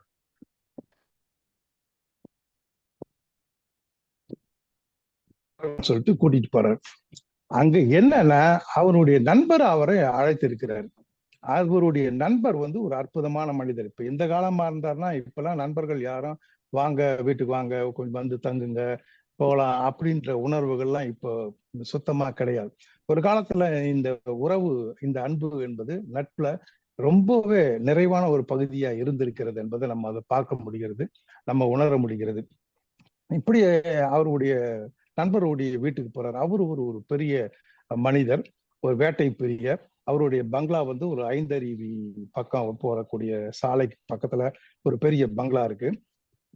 அந்த பங்களாவுல அவர் வீட்டுக்கு போகும்போது அப்படி சந்தோஷமா அவர் வரவேற்கிறார். ஐயா வாங்கன்னு சிரித்து வரவேற்கிறாரு. அது வந்து ஒரு கொஞ்சம் கடுமையான சிரிப்புடன் அவரை அந்த எதிர்கொண்ட மகிழ்ச்சி, அது வந்து எல்லாரையும் கொஞ்சம் பயமுறுத்தக்கூடிய ஒரு அட்டகாசமான சிரிப்புடன் அவர் வரவேற்கிறது என்பது அப்படி சொல்றாரு ஐயா. அவங்க உள்ள போறாங்க. அந்த அம்மா வந்து அவருடைய நண்பருடைய துணைவியார் வந்து இவங்களை கூட்டிட்டு போறாங்க. இப்படி போயிட்டு அவங்கள பார்க்கும் பொழுது இந்த குழந்தையால் அம்மா அவங்க ஒரு இடத்துல திடீர்னு ஒரு சத்தம் போடுறாங்க. பயங்கரமான ஒரு குரல் கேட்குது. எல்லாரும் ஓடி போய் இவங்க பேசிக்கிட்டு இருக்கிறாங்க, ஸ்நாக்ஸ் எல்லாம் வச்சுக்கிட்டு அப்படி சாப்பிட்டுட்டு இருக்கும் பொழுது திடீர்னு சத்தம் கேட்டு இவர் நண்பரும் எல்லாம் போறாங்க. அந்த வீட்டுல வேலை செய்யறவங்கள பார்த்தா எல்லாம் ஒரு கும்பலா ஒரு இடத்துல இருக்காங்க. என்னன்னா அந்த குழந்தையால் அம்மா வந்து ஒரு மயக்க மூர்ச்சி எடுத்து விழுந்திருக்கிறாங்க. அங்க என்னன்னா, அவரு ஒரு வேட்டை பிரியவர், நம்ம ஏற்கனவே பார்த்தோம். அதே மாதிரி அந்த வேட்டையில ஒரு புலியை ஒரு வேட்டையாடி அதை அவர் பாடம் பண்ணி உள்ள பஞ்சடித்து ஒரு பொம்மையா அந்த அவர் நிறுத்தி இருக்கிற இடம் வந்து ஒரு அற்புதமான ஒரு இடம் அது. அதுக்கு அந்த பேக்ரவுண்ட் வந்து அந்த மலைக்கு பகுதியில கீழ் அடிவாரத்துக்கு ஒட்டினா மாதிரி இருக்கக்கூடிய இடத்துல அது இயற்கையோட இயற்கையா அந்த புலியை அவர் நிறுத்தி இருக்கிறார். அப்படி இருக்கும் பொழுது அதை வந்து பின்னாடி இருந்து வரவங்க பார்க்கும் பொழுதும் அல்லது நம்ம அதை சுத்தி பார்த்துட்டு வரவும் பொழுதும் திடீர்னு அந்த புலியை பார்த்தா கண்டிப்பா வந்து ஒரு ஒரு அச்சம் ஏற்படும். அந்த வகையில அவங்களுக்கு ஒரு மிக பெரும் ஒரு அச்சம் வந்து அவங்களுக்கு வந்து அவங்க வந்து பயந்து போய் மூச்சு எடுத்து விழுந்திருக்கிறாங்க. அப்புறம் தண்ணி கண்ணிலாம் தெளிச்சு அவங்கள மூச்சு தெளிய வைத்து பார்த்தா மறுபடியும் மீண்டும் மூச்சு எடுத்து போறாங்க. அப்புறம் டாக்டரை வர வச்சு அவரு ட்ரீட்மெண்ட் கொடுத்தப்ப டாக்டர் ஒரு இன்ஜெக்ஷன், அதாவது தூக்கத்துக்கான ஒரு இன்ஜெக்ஷனை போட்டுட்டு அவங்க தூங்கி ஏந்திர வரைக்கும் டிஸ்டர்ப் பண்ணாதீங்க, அவங்க பண்ணி தூங்கி ஏந்திரிக்கட்டும் அப்படின்னு சொல்லிட்டு போறாரு. அதோட போறாரு. அவங்க அடுத்த நாள் காலையில 8 மணிக்கு தான் எழுந்திருக்கிறாங்க. அப்போ இந்த பையன் இந்த கேள்வி கொஸ்டின்ஸ் போடக்கூடிய இந்த பையன் வந்து அந்த பெரியவர் வந்து இவன் போய் ஏதாவது பேசிட போறான், ஒண்ணு கிடக்க ஒண்ணு பேசி கேள்வி புலியை பத்தி பேசிட போறான், திரும்பவும் அவங்களுக்கு ஏதாவது ஒரு பயம் ஏற்பட்டு போடுது அந்த குழந்தைகளுக்குன்றதுனால அவரு அந்த பையனை வந்து பார்த்துக்கிட்டு இருக்கிறாரு, தனியா வச்சு பேசிட்டு இருக்கிறாரு. அப்ப மறுபடியும் அவர்கிட்ட அந்த கேள்வி கேட்கறான். அவன் ஒரு 5-6 கேள்விதான், ரொம்ப அற்புதமான கொஸ்டின்ஸ், ரொம்ப வெள்ளேந்தியா கேட்கறான். இந்த குழந்தைகளுடைய உலகம் என்பது வந்து ஒரு அலாதியானது. இப்ப நம்ம இந்த பையனுடைய வயசு, அவன் என்ன பேர் எல்லாம் கூட பெரிய அளவுல அதிகமா அவர் பயன்படுத்தல. ஆனா நம்மளால யூகிக்க முடிகிறது. இந்த மாதிரி கேட்டு தெரிஞ்சுக்கணுன்ற பருவம் எப்ப வரும்னு சொன்னா ஒரு 4 to 5 அல்லது 6 வயசுக்குள்ளதான் இந்த கேள்வி கேட்டு நம்ம தெரிஞ்சுக்கணும். அந்த பருவமா இருக்கணும். அவனுடைய ஏஜ் வந்து அத்தகைய பருவத்துல இருக்கணும் நம்ம நினைக்க முடிகிறது. இவன் வந்து அவர்கிட்ட கேட்கறான் இந்த மாதிரி அங்க ஒரு துப்பாக்கியை பாக்குறான். அவருடைய அந்த வேட்டைக்காரன்றதுனால துப்பாக்கி சாய்த்து வைக்கப்பட்டிருக்குது. அந்த துப்பாக்கியை பார்த்துட்டு இவர் சொல்றாரு, அப்பா இப்ப பிரச்சனை இல்லை, இந்த துப்பாக்கி இருக்குது, இப்ப ஒன்றும் பிரச்சனை இல்லை அப்படின்ற மாதிரி இவர் நினைச்சுக்கிறாரு. அப்ப வந்து அதை கேள்வி கேட்கறான், இந்த துப்பாக்கியை வந்து புலி வந்து பின்னாடியே ஸ்லோவா வந்து பறிச்சுக்கிட்டு போயிடுமா அப்படின்னு அந்த கேள்வியை அவருடைய நண்பர்கிட்ட வைக்கலாம். இவர் அந்த இல்லத்துக்கு போனப்போ ஒரு முக்கியமான ஒரு பிளாஷ்பேக்க இவருடைய எழுத்தாளர் மைண்ட்ல போடுது. அது என்ன பிளாஷ்பேக்னா அவங்க தாத்தாவை பற்றிய அந்த நினைவு. அது சில உறவுகள்லாம், சில ரிலேஷன்ஷிப்லாம் வந்து நம்மளால நினைவு கூறாம இருக்க முடியாது. ஏன்னா அவங்க தாத்தாவுடைய அந்த டெபிக்ஷன் எப்படின்னா, அவர் வந்து ஒரு கர்ண கடூரமான ஒரு ஒரு முகம், அந்த தீக்கங்குகள் போன்ற கண்கள். அவரு ஒரு சுருட்டை பத்து வச்சுக்கிட்டு நின்றாருன்னா அந்த சுருட்டுல இருக்கக்கூடிய அந்த தீ கன்றும் சேர்த்து 3 கண்கள் இருக்கிற மாதிரி, நெருப்பு பந்துகள் மாதிரி இருக்கக்கூடிய உருவம். அவர்கிட்ட பொதுவா யாருமே நெருங்கிறது கிடையாது. ஒரு தனிமையா அவர் இருப்பாரு. அவரு போட்டிருக்கக்கூடிய அந்த ஜன்னலுக்கு வெளியே இருந்துதான் வரக்கூடிய உறவினர்கள் அந்த பிள்ளைகள் எல்லாம் பார்த்துட்டு போவாங்க. அந்த அவங்க அந்த சோஃபாவை பார்த்த உடனே எந்த இடத்துல சோஃபாவை பார்த்தாலும் இவருக்கு அவங்க தாத்தாவுடைய நினைவு வந்து போறதை வந்து அவரு மறக்காம பதிவு பண்றது. அதான் அந்த உறவுல தாத்தாவுடைய பதிவு என்பது இப்படி ஒரு டிஃபரெண்ட் கேரக்டரா கொண்ட தாத்தாவை அடிக்கடி நினைவு கூறுறது என்பதும், நம்ம குழந்தைகளுடைய மனசுக்கு நெருக்கமான ஒரு தாத்தாவையும் நினைவு கூறுங்கள். அப்படி இவர் எந்த வகையில இந்த தாத்தாவை வந்து இப்படி சாகிச்சு நினைவு கூறுறான்னு அவருடைய கம்பீரத்துக்காகவா அல்லது அவருடைய அந்த தனித்துவத்துக்காகவா அப்படின்னு நமக்கு தெரியல. ஆனா அவரை பத்தி நினைவு கூறாம அவரால் இருக்க முடியல. எங்க சோஃபாவை பார்த்தாலும் எதையும் அவரு ஐயா அதுல பதிவு பண்றாரு. அப்ப அந்த மாதிரிலாம் புலி பின்னாடி எல்லாம் வந்து பதிக்காது. அது பாயும் பொழுதே வந்து உரிமைகிட்டு தான் பாயும் அப்படின்ற மாதிரி சொல்லி அவனை சமாளிக்கிறாரு இவரு. சமாளிச்சுட்டு இருக்கும்போது அந்த சமயம் தான் அவங்க வந்து தூக்கத்துல இருந்து எழுதுறாங்க. தூக்கத்துல இருந்து எழுந்த உடனே பசிக்குதுன்றாங்க. அவங்களுக்கு தேவையானது செஞ்சுட்டு இருக்கும் பொழுது ஆச்சரியமான ஒரு விஷயம் என்னன்னா, அந்த அம்மா வந்து அந்த குழந்தையால் வந்து தன்னை இந்த இந்த எந்த நிகழ்ச்சியும் நடக்காத மாதிரி ரொம்ப ரிலாக்ஸ்டா மத்தவங்க கூட பேசி சிரிச்சிட்டு இருக்கிறது வந்து ஒரு பெரிய அதிசயமா படுது. இவங்களுக்கு பெரிய சந்தோஷமா இருக்கு. குற்றாலத்துல போயிட்டு குற்றாலத்துல இருந்து கொண்டு குழாய் அடியில குளிக்கிற விரும்புறவங்க நிறைய பேர் இருப்பாங்க. அப்படிதான் அவங்க பஸ் விட்டு இறங்கின உடனே நம்ம வீட்டுக்கு போயிடலாம், இவரு இறங்கின உடனே குற்றாலத்துல போய் குடிக்கணும்னு நினைக்கிறாரு. ஆனா அவங்க வீட்டுல இந்த மற்ற 2 பேரும் அந்த குழந்தையால அவங்க துணைவியார நம்ம வீட்டுக்கு போயிட்டு நாளைக்கு மத்தியானம் வந்து குளிக்கலாம்ன்ற மனநிலை என்பது அதை தான் காட்டியிருக்கோம். ஆனால் அது தொடர்ந்து அந்த அந்த ரம்மியமான சூழ்நிலையும் அந்த இயற்கையினுடைய அந்த கதகதப்பும் அந்த குளுமையும் வந்து அவங்கள தொடர்ந்து ஒரு நாளைக்கு 2-3 தடவை 4 தடவை தொடர்ந்து போய் அருவியில குளிக்கும்படி செய்யறது. இதுல என்னன்னா ஐயா வந்து ரொம்ப அற்புதமான பதிவா அந்த மனித உறவுகள், மனிதர்களுடைய உருவங்கள், வடிவங்கள், அவங்க எப்படி அந்த குற்றாலத்துக்கு குளிக்க வராங்க, இது எல்லாமே ரொம்ப ரொம்ப ரொம்ப அந்த பிக்சரைசேஷன் நம்ம சொல்றோம் இல்ல, ஒரு சினிமாட்டிக் பிக்சரைசேஷன் ரொம்ப அழகா இருக்குது. இதுல என்னன்னா கூடுதலா அவங்க நல்லெண்ணெய் பூசின்னு வந்து அந்த நல்லெண்ணெய் வாசனை நம்ம எட்டும். அப்ப எங்க இருந்துதான் இவ்வளவு அற்புதமான நல்லெண்ணெய் பூச்சின்னு வராங்கன்னு தெரியல. வெவ்வேறு வகையான தொப்பை கொண்ட மனிதர்கள், பல்வேறு கலர்ல, அதாவது கருத்த கலர்ல, சிவத்த நிறத்துல, இப்படி எல்லாம் பல்வேறு வகையான வேறுபாடு உள்ள மனிதர்கள் போறது வர்றது, அவங்க போய் குளிக்கிறது, இதெல்லாம் வந்து ரொம்ப அற்புதமான எழுத்தோவியத்தால, அதாவது கிட்டத்தட்ட அந்த எழுத்தோவியம் தான் நம்ம சொல்லலாம். அதாவது ஒரு கதையில, இந்த சிறு கதையில நிறைய இந்த இலக்கிய ரசனை என்பதை கவிதையா மாறிடுது. அதை நம்ம உணர முடியுது. அதை படிக்கும்போது அந்த கவித்துவம், அந்த எழுத்துலயே அத்தகைய கவித்துவம் வருது. இப்ப குரங்குகள் வந்து அந்த இறங்கின உடனே அப்படியே சரமா போகுது அப்படின்னு எழுதுறாரு. அந்த சரம் எப்படி நீட்டா அப்படி போகுமோ அப்படி போறது. இப்ப அந்த பையன் கேட்கான், குற்றாலத்துல போய் குரங்குகள்லாம் குளிக்குமா அப்படின்னு கேட்கறான். அப்ப அதுக்கு குற்றாலத்துல குரங்கு குளிக்குதோ இல்லையா, மனிதர்கள் தான், இந்த குரங்கு மனிதர்கள் தான் போய் குளிச்சுட்டு, கிட்டத்தட்ட மனிதர்கள் அவ்வளவு சந்தோஷமா ஊச்சிதான் போய் அந்த குற்றாலத்தை குளிக்கிறது நம்ம பார்த்திருக்கிறோம். சோ இப்படி எல்லாம் வந்து அந்த இயற்கை சூழலை ரொம்ப ரசித்து ரொம்ப அற்புதமா ஆழமா அதுல ஒரு ஓவியம் மாதிரி தீட்டி இருக்காரு நம்ம கீரா ஐயா அவர்கள். இப்ப இந்த மாதிரி கடைசியில வந்து அவங்களுடைய கிளம்புற நேரம் வருது. அப்படி கிளம்பும் போது அந்த பையன் வந்து ஒரு கடைசியா ஒரு அற்புதமான ஒரு கேள்வியை கேட்கறான்.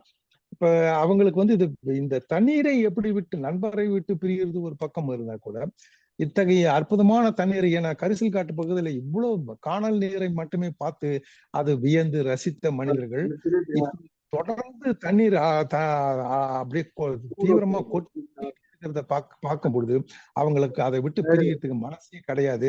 எப்படிதான் இந்த இடத்த விட்டு பிரிய போறோமோன்ற அந்த வருத்தத்துல இருக்கும்போது வேற வழி இல்லாம அந்த நாளும் வருது. அப்படி 4 மணி அதுக்குள்ள இந்த குழந்தையால என்ன பண்ணா அந்த புலி கிட்ட காதுல போய் சில செய்திகள் சொல்றது, அது கூட விளையாடுறது, இப்படி அதை நேசிக்க ஆரம்பிச்சிடுறாங்க. அந்த அந்த புலியின் அந்த கிளி போய் அவங்க அது கூட இயல்பா பழகக்கூடிய ஒரு சூழ்நிலையை உருவாகி போகுது. இந்த சமயத்துல அவங்க பிரியிற நாள் வருது. அப்படி அடுத்த கார்ல ஏற போகும்பொழுது கொஞ்சம் இருங்கன்னு சொல்லிட்டு அந்த அம்மா ஓடி வந்து அந்த புலிகிட்ட வந்து நான் போயிட்டு வரேன்றது சொல்லிட்டு வராங்க. அதெல்லாம் ரொம்ப ஒரு டச்சிங் சீன் அப்படின்னு நம்ம சொல்லுவோம்ல. அது மாதிரி எது நம்மளை பார்த்து பயமுறுத்தியதோ, அச்சப்படுத்தியதோ, எது நம் உணர்வுகளுக்கு வந்து ஒரு அதிர்ச்சியை கொடுத்ததோ, அது நம் நேசத்துக்குரிய ஒரு அற்புதமான பொருளா பின்னாடி மாறி போற மாதிரி அந்த உணர்வை அழகா பதிவு பண்ணியிருக்காரு. அது போகும்பொழுது அந்த பையன் கடைசியா ஒரு அற்புதமான கேள்வி கேட்கிறான். அந்த கேள்விதான் அவன் கேட்ட கேள்வியில எனக்கு ரொம்ப பிடிச்ச கேள்வி. அது என்னன்னு சொன்னா, இந்த புலிய ஐயா அவர்கிட்ட பார்த்து கேட்கிறான், அவருடைய நண்பர்கிட்ட, இந்த புலியை பார்க்கறதுக்கு மற்ற புலிகள்லாம் மலையில இருந்து இறங்கி வருமான்னு கேட்கறான். இப்ப ஒரு நண்பரை பார்க்கறதுக்கு நம்ம வரோம், அவரை பிரிஞ்சு இருக்கிறவங்க வந்து பார்த்துட்டு போறோம், நம்ம உறவை தேடி போறோம் வரோம். இதெல்லாம் இந்த வாழ்க்கை இயல்புகள்ல அனுபவங்கள்ல அவன் இதை உணர்றான்.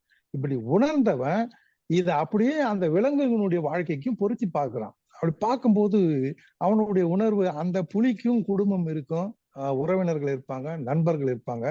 அவங்க இந்த புலி இங்க இருக்குது, இது மாதிரி செத்துக்கார இருக்குது, இதை பார்க்கறதுக்கு வந்துட்டு போவாங்களா அந்த குடும்பம்னு இப்ப அவன் அந்த விலங்கா பார்க்கல, அதனுடைய தன்மையை மாற்றி அந்த புலியை அவன் பார்க்கிற அந்த எழுத்து இருக்கு.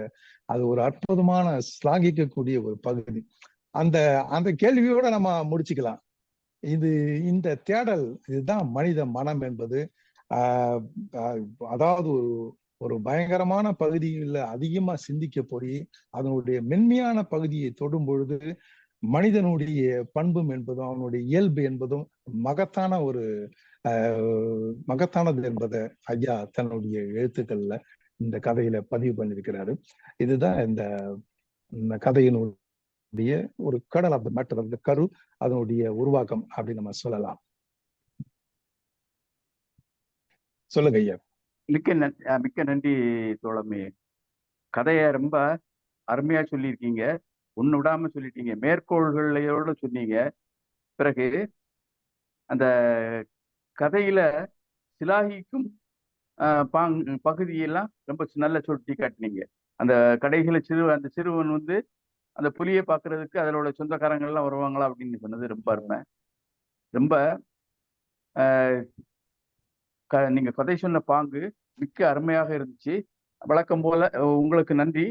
வழக்கம் போல பின்னூட்டத்தால் பெருமை சேர்க்கிற மேனாள் பொதுச் செயலாளர் திரு ரவீந்திர பாரதி ஐயா வாங்க, பின்னூட்டம் அளிக்க வாங்க. ரவீந்திர பாரதி ஐயா.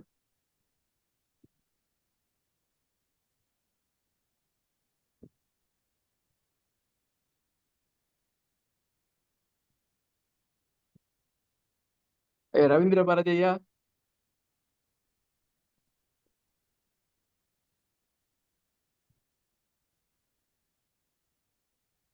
மேனாள் பொதுச் செயலாளர்.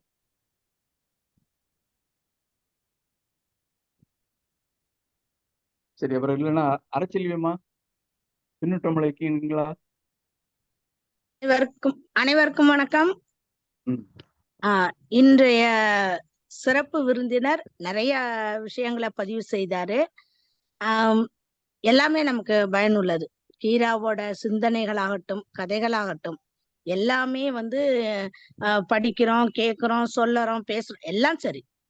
பின்பற்றுறோமானா அது அவரவர் ஆர்வத்தையும் சூழ்நிலையும் பொறுத்தது. இன்னைக்கு சொன்ன விஷயத்துல ஒரு விஷயம் ரொம்ப பிடிச்சிருந்தது. இந்த பார்க்க வர்றவங்க ஃபங்க்ஷனுக்கு போறப்பெல்லாம் இந்த சால்வை ஒண்ணு போடுறாங்க.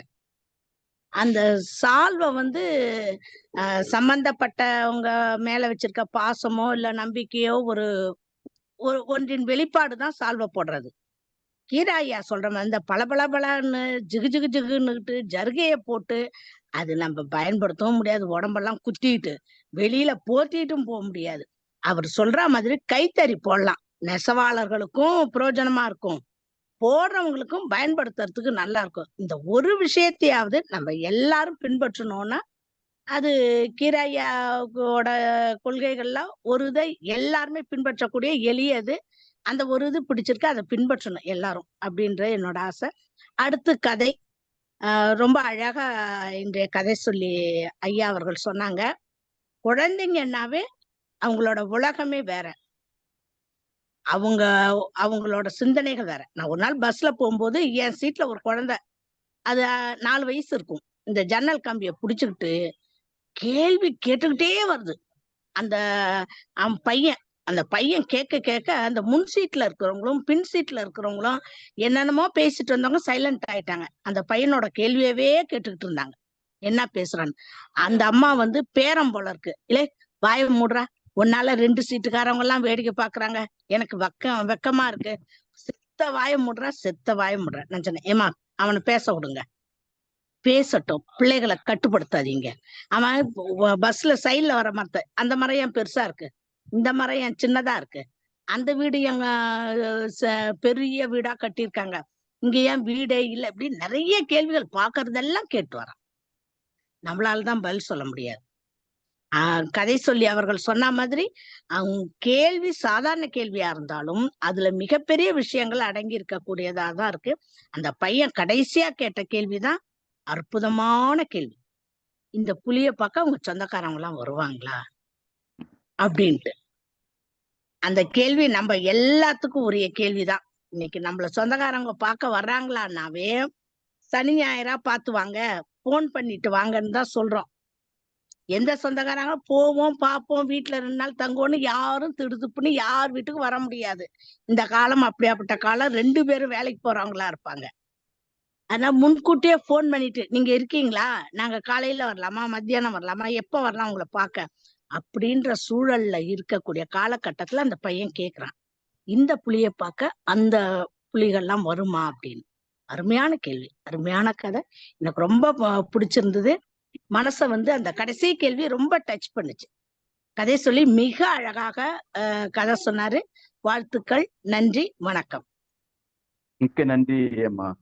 அடுத்து மேரி ரோஸ்லின் கையை வைத்திருக்கீங்க, வாங்க. வணக்கம் ஐயா.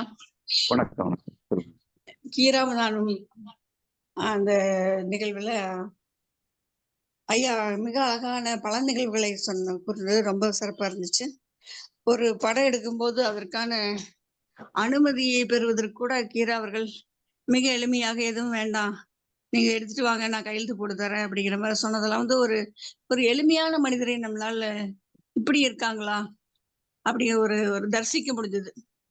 அது மிக சந்தோஷமா இருந்தது. ஒவ்வொரு நிகழ்வும் அவர் அப்படியே அந்த பத்திரிகையில எழுதக்கூடிய நிகழ்ச்சிகளாக அப்படியே உணர்வு பூர்வமா சொல்லிட்டு போனாரு. மிக அருமையான நிகழ்வு. வாழ்த்துக்கள்.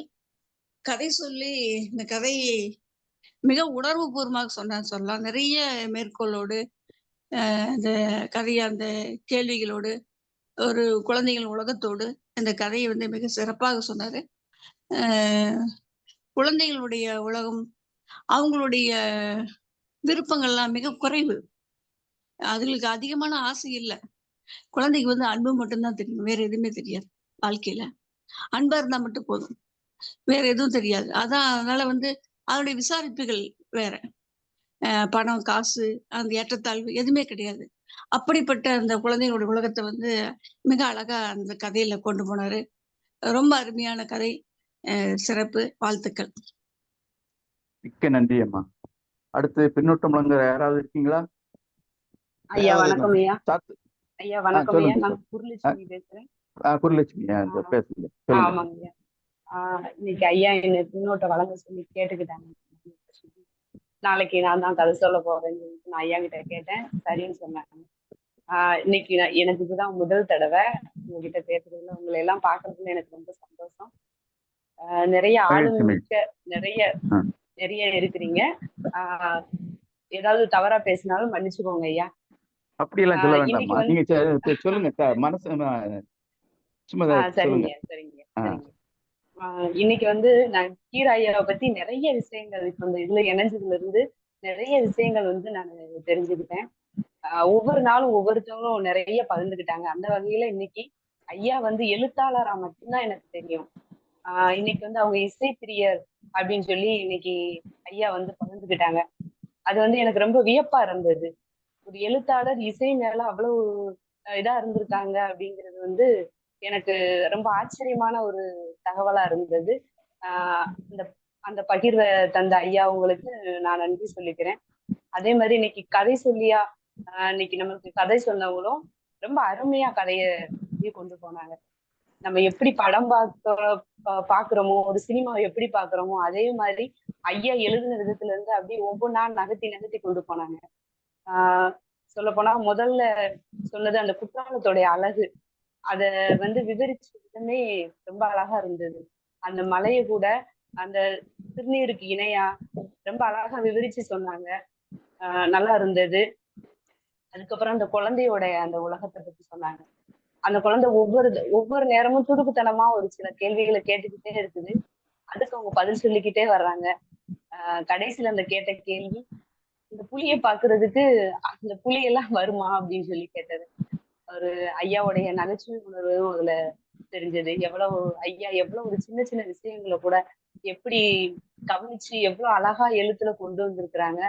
அத வந்து இப்ப ஐயா கதை கூறின விதத்துலயும் அதை அப்படியே வந்து சொல்லி இருக்கிறாங்க. நல்லா இருந்துச்சுயா. கதை கூறியவங்களுக்கும் நன்றி தெரிவிச்சுக்கிறேன். மிக்க நன்றி அம்மா. நன்றி அம்மா, மிக்க நன்றி. அடுத்து ரேவதி டீச்சர் கையை வச்சிருக்கீங்க, வாங்க பின்னூட்டம் அளிக்க வாங்க. கலை இலக்கிய பெருமன்ற உறுப்பினர்கள் அனைவருக்கும் வணக்கம்.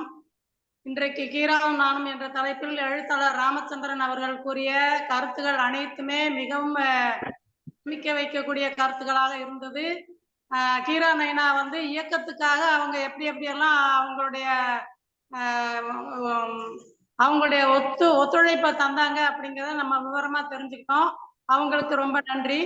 அடுத்து கதை சொல்லி மோகன சுந்தரம் ஐயா அவங்க வந்து அநேகமா ஆங்கில வார்த்தைகளையே பயன்படுத்தி PhD மாணவர்களுக்கு சொல்ற மாதிரியே கதையை சொல்லிட்டாங்க.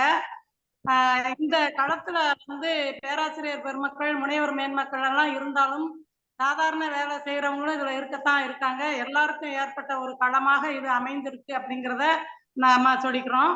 அடுத்து இந்த சலாவத்து அப்படிங்கிற வார்த்தை நம்ம அதை ரொம்ப பயன்படுத்துறது கிடையாது. அது தாராளமா உட்காந்துருக்காங்க அப்படிங்கிற மாதிரி. கீரா நைனாவுடைய அந்த எழல் எங்க இருக்கு அப்படின்னா, குரங்கு எல்லாம் இதுல குளிக்குமா அப்படின்னு கேட்டா, அது குரங்கு குளிக்குமா என்னமோ தெரியல, மனித குரங்கு குளிக்குது அப்படின்னு சொல்றாங்க. அந்த இடத்துல அது ஒரு சிரிப்பு வர்ற மாதிரியான ஒரு இடம். இந்த குரங்குகள் நிறைய அங்க அட்டகாசம் பண்ணும். நாங்க இப்ப சமீபத்துல என்னோட ஓய்வு பணி நிறைவு பாராட்டு அப்ப என்னுடைய நண்பர்கள் எல்லாருமே சேர்ந்து குற்றாலத்துக்கு போனோம்.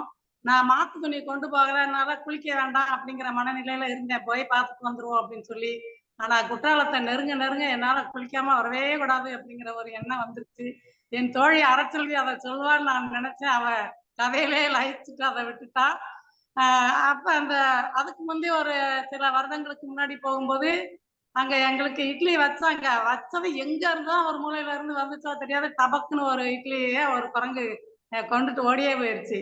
அங்க கடைக்காரரு கையில பெரிய கம்பு வச்சுட்டு விரட்டிக்கிட்டே தான் பரிமாறுவாப்புல. குற்றாலத்துக்கு நம்ம எல்லாரையும் மறுபடியும் கூட்டிட்டு போன கீரா நைனா அவர்களுக்கும், அதுக்கு ஒத்துழைப்பு தந்த மோகன சுந்தரம் ஐயா அவர்களுக்கும், நம்மளுடைய தமிழ்நாடு கலை இலக்கிய பெருமன்ற உறுப்பினர்கள் அனைவருக்கும் என் நன்றியை தெரிவித்துக் கொள்கிறேன். நன்றி. மிக்க நன்றி அம்மா. அடுத்து சாத்தூர் கணேசன் இருக்கீங்களா? பின்னூட்டம் அளிக்க வருவீங்களா? அடுத்து ஒருத்தர் இல்லைன்னா நேர பொதுச் செயலாளர்கிட்ட போயிடலாம். பொதுச் செயலாளர் இருக்காங்களா? கூட்டத்தில் இருக்காங்களா? பொதுச் செயலாளர் நிகழ்ச்சியில் தான் இருக்காங்க. நீங்க சரி அப்ப நான் இது பண்ணிடுவோம். நான் கொஞ்சம் பின்னூட்டம் சொல்லிட்டு போறேன். சொல்லுங்க. இன்றைய சிறப்பு விருந்தினர் வந்து நம்ம ஐயா கீராவுடைய செய்திகள் மிகவும் அருமை. உண்மையிலேயுமே அது புதிய தகவலா இருந்துச்சு. அதே மாதிரி இந்த இசை பற்றி அவர் சொன்னது கொஞ்சம் நமக்கு ஏற்கனவே மிக அதிகமாக ஒரு கீராவும் அதை பயன்படுத்திருக்காரு. இருந்தாலும் இவர் ஐயா சொன்னது வந்து கொஞ்சம் அதிகமான தகவல் நமக்கு கிடைச்சிருக்கு. அந்த வகையில இவருக்கு நம்ம நன்றி தெரிவித்துக் கொள்கிறோம்.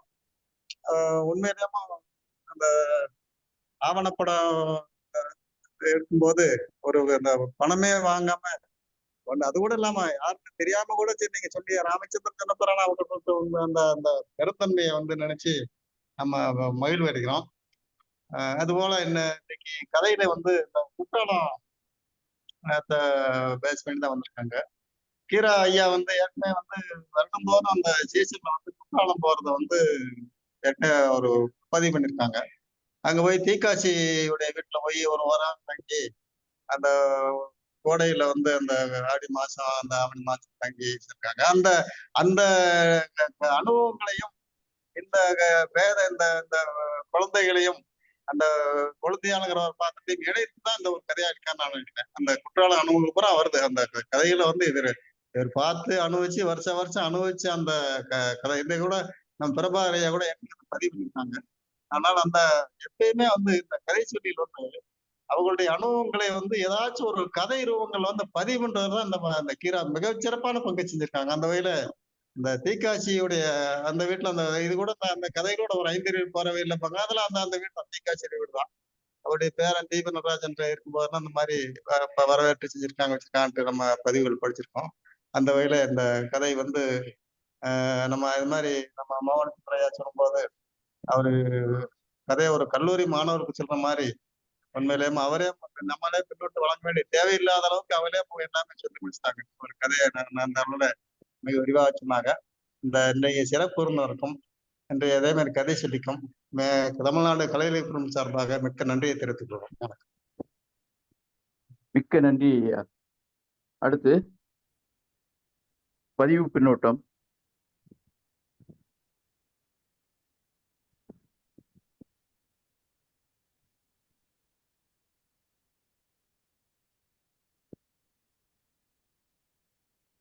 குருலட்சுமி அவர்கள், கீரா ஐயா அவர்கள் சிறந்த எழுத்தாளர் என்பதை அறிவோம், சிறந்த இசை விரும்பி என்பதை பற்றி கேட்கும் பொழுது விந்தையாக உள்ளது. ஐயா, தகவல் பகிர்வுக்கு நன்றி. அடுத்து பாண்டிச்செல்வம் என்ற சங்கீதா ஆசிரியை. எழுத்தாளர் ஐயா அவர்களை பற்றிய சிறப்பான அனுபவங்களை சிறப்பாக பகிர்ந்த எழுத்தாளர் ஐயா அவர்களுக்கு நன்றிகள். தெளிவாகவும் அழகாகவும் கதை சொல்லிய எழுத்தாளர் ஐயா அவர்களுக்கு வணக்கங்களும். அடுத்து பாரத், அருமையான கதை, ஆழமான சிந்தனை மிக்க நன்றி ஐயா.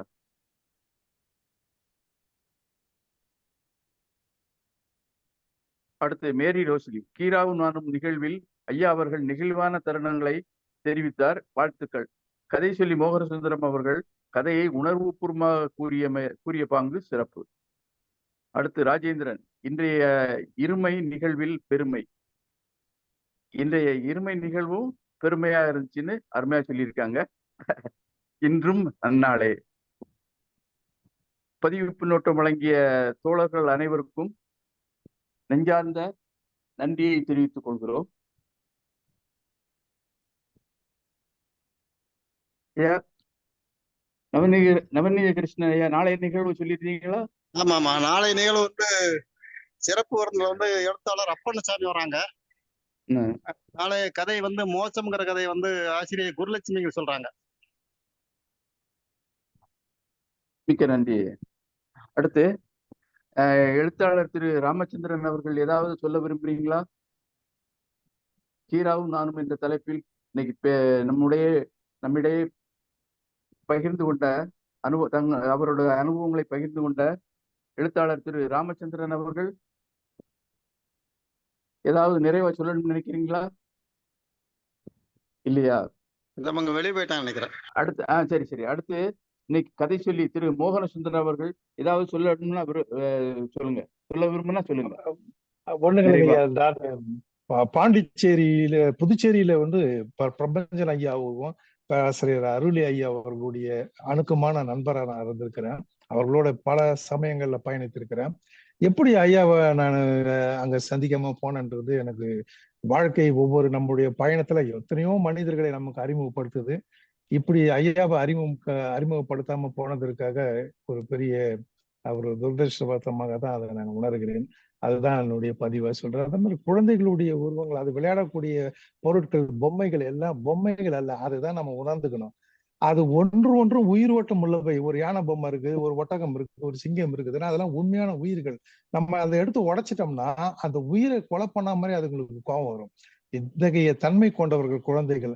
இந்த பண்பை ரொம்ப அழகா டச் பண்ணி போயிருக்கார் நம்ம கீரா அவர்கள். இந்த கதையை என்ன சொல்ல வைத்தமைக்காக உங்கள் அனைவருக்கும் நன்றி. மிக்க நன்றி ஐயா. குழந்தைகளின் உளவியலை நன்கு அறிந்தவர் நமது கீராயா அவர்கள் என்பதை நன்றாக சொன்னீர்கள். அடுத்து கீரா அவர்களுடைய மைந்தர் திரு பிரபாகர ஏதாவது சொல்ல விரும்புறீங்களா பிரபாகர் ஐயா? நான் சொல்றது கேக்குது. சொல்லுங்க. ஒண்ணும் இல்ல, நல்லா நிகழ்ச்சி நல்லா இருந்தது, அவ்வளவுதான். மிக்க நன்றி. நிறைவு பகுதிக்கு வந்துட்டோம். பிறந்தநாள் நிகழ்ச்சி எப்படி இருந்துச்சா? நேத்து நீங்க இணையத்துல வரல? நான் வரல. இது கீரா பிறந்த நாள். அதான். ஆமா. செப்டம்பர் 16 கோயம்புத்தூர் போனேன். நாஞ்சில் நாடானுக்கு இந்த 2024 விருது நாஞ்சில் நாடானுக்கு கொடுத்தோம். ஆமா. அது அந்த நிகழ்ச்சியில கலந்துக்கிட்டோம். அங்க கட்டாயம் வரணும்னு சொல்லிட்டாங்க. சரியா. விஜயா பதிப்பு வேலாயுதம். ஆமா. அண்ணன் நடிகர் சிவகுமார் கட்டாயம் வரணும் நீ அப்படின்னு. சரின்னு நான் போனேன். போயிட்டு வர்றதுக்கு இது நேத்து ஃபுல்லா நானே அறம் எல்லாருமே கோயில்பட்டி நிகழ்ச்சியில இருந்தோம். ஆமா. நன்றி. அடுத்து நிறைவு பகுதிக்கு வந்துட்டோம். இன்னைக்கு இந்த கதை கிளி அப்படிங்கிறதுல ஒரு சில இதை மட்டும் சொல்ல விரும்புகிறேன். அந்த சிறுவனுக்கு மலையை பார்த்தது பயம் ஏற்படுது, காடை பார்த்ததும் பயம் ஏற்படுது, அருவியை பார்த்ததும் இவ்வளவு பெருசா இருக்கே அப்படின்னு எல்லாத்த பார்த்தும் பயப்படுதான். அதை பற்றி துருவி கேள்விகள் கேட்கிறான். அந்த அந்த வரவேற்றவரும் எப்படி வரவேற்கிறாருன்னு கீரா அவர்கள் சொல்லுறதை பார்த்தா ரொம்ப இதா இருக்கும். கடுவா சிரிப்போட வரவேற்கிறார் அப்படின்னு சொல்லி குறிப்பிடுகிறார். அங்க உள்ள துப்பாக்கியை பார்த்து பயப்படுது. பிறகு வீட்டின் பின்பகுதியில உள்ள புலி அது கடைசியில அது வைக்கோல் அடைச்ச கண்ணுக்குட்டி மாதிரி பொய்ப்புலின்னு தெரிஞ்சதும் அதுட்ட குப்பைன்னு சொல்லிட்டு எல்லாம் வர்றாப்புல. இப்படி பயம் என்பது பல வகையாக குறிப்பிடுகிறார். ஆனாலும் அந்த பயத்திலேயும் ஒரு தெளிவு ஏற்பட்டு மகிழ்ச்சி உண்டாகிறது. இலக்கு மனித இயல்புகளை கீரா அவர்கள் குறிப்பிட்டு சொல்லுறாரு பாருங்க. அவங்க பிரிகிறாங்க, மனசுக்குள் பிரிவு இருந்தாலும், கீரா அவர்கள் சொன்னது அப்படியே சொல்றேன், மனசுக்குள் பிரிவு இருந்தாலும் முகத்தில் சந்தோஷத்தை வரவழைத்து கொண்டு சிரிக்க தெரிந்து வைத்திருந்தோம். மனசுக்குள்ள ரொம்ப கவலை இருக்கும், ஆனாலும் முகத்துல கொஞ்சம் சிரிப்போடைய பிரிகிறோம் அப்படின்னு சொல்லி அந்த பிரியா விடையை ரொம்ப இதா சொல்றாப்புல. அந்த பெண்ணும் அந்த பொய்ப்புலிகிட்ட போய் பிரியா விடையெல்லாம் சொல்லி பிரிகிறார்கள். ரொம்ப அருமையான கதை. கீரா அவர்கள் அந்த தன்னுடைய அனுபவத்தையே வைத்து எழுதினார் என்பது உண்மையாகவே இருக்கும் என்று நினைக்கிறேன். அடுத்து நாளைய நிகழ்ச்சிக்கு இன்னும் பல பேரோடு இணைந்து நாளும் ஒரு கதை சொல்லல் என்பதை வெற்றிகர செய்வோம் என்று சொல்லி நாளை 8 மணிக்கு இதே மாதிரி எல்லோரும் இணைவோம் என்று சொல்லி நிறைவு செய்கிறேன். அன்பும் நன்றியும் வாழ்த்துக்கள்.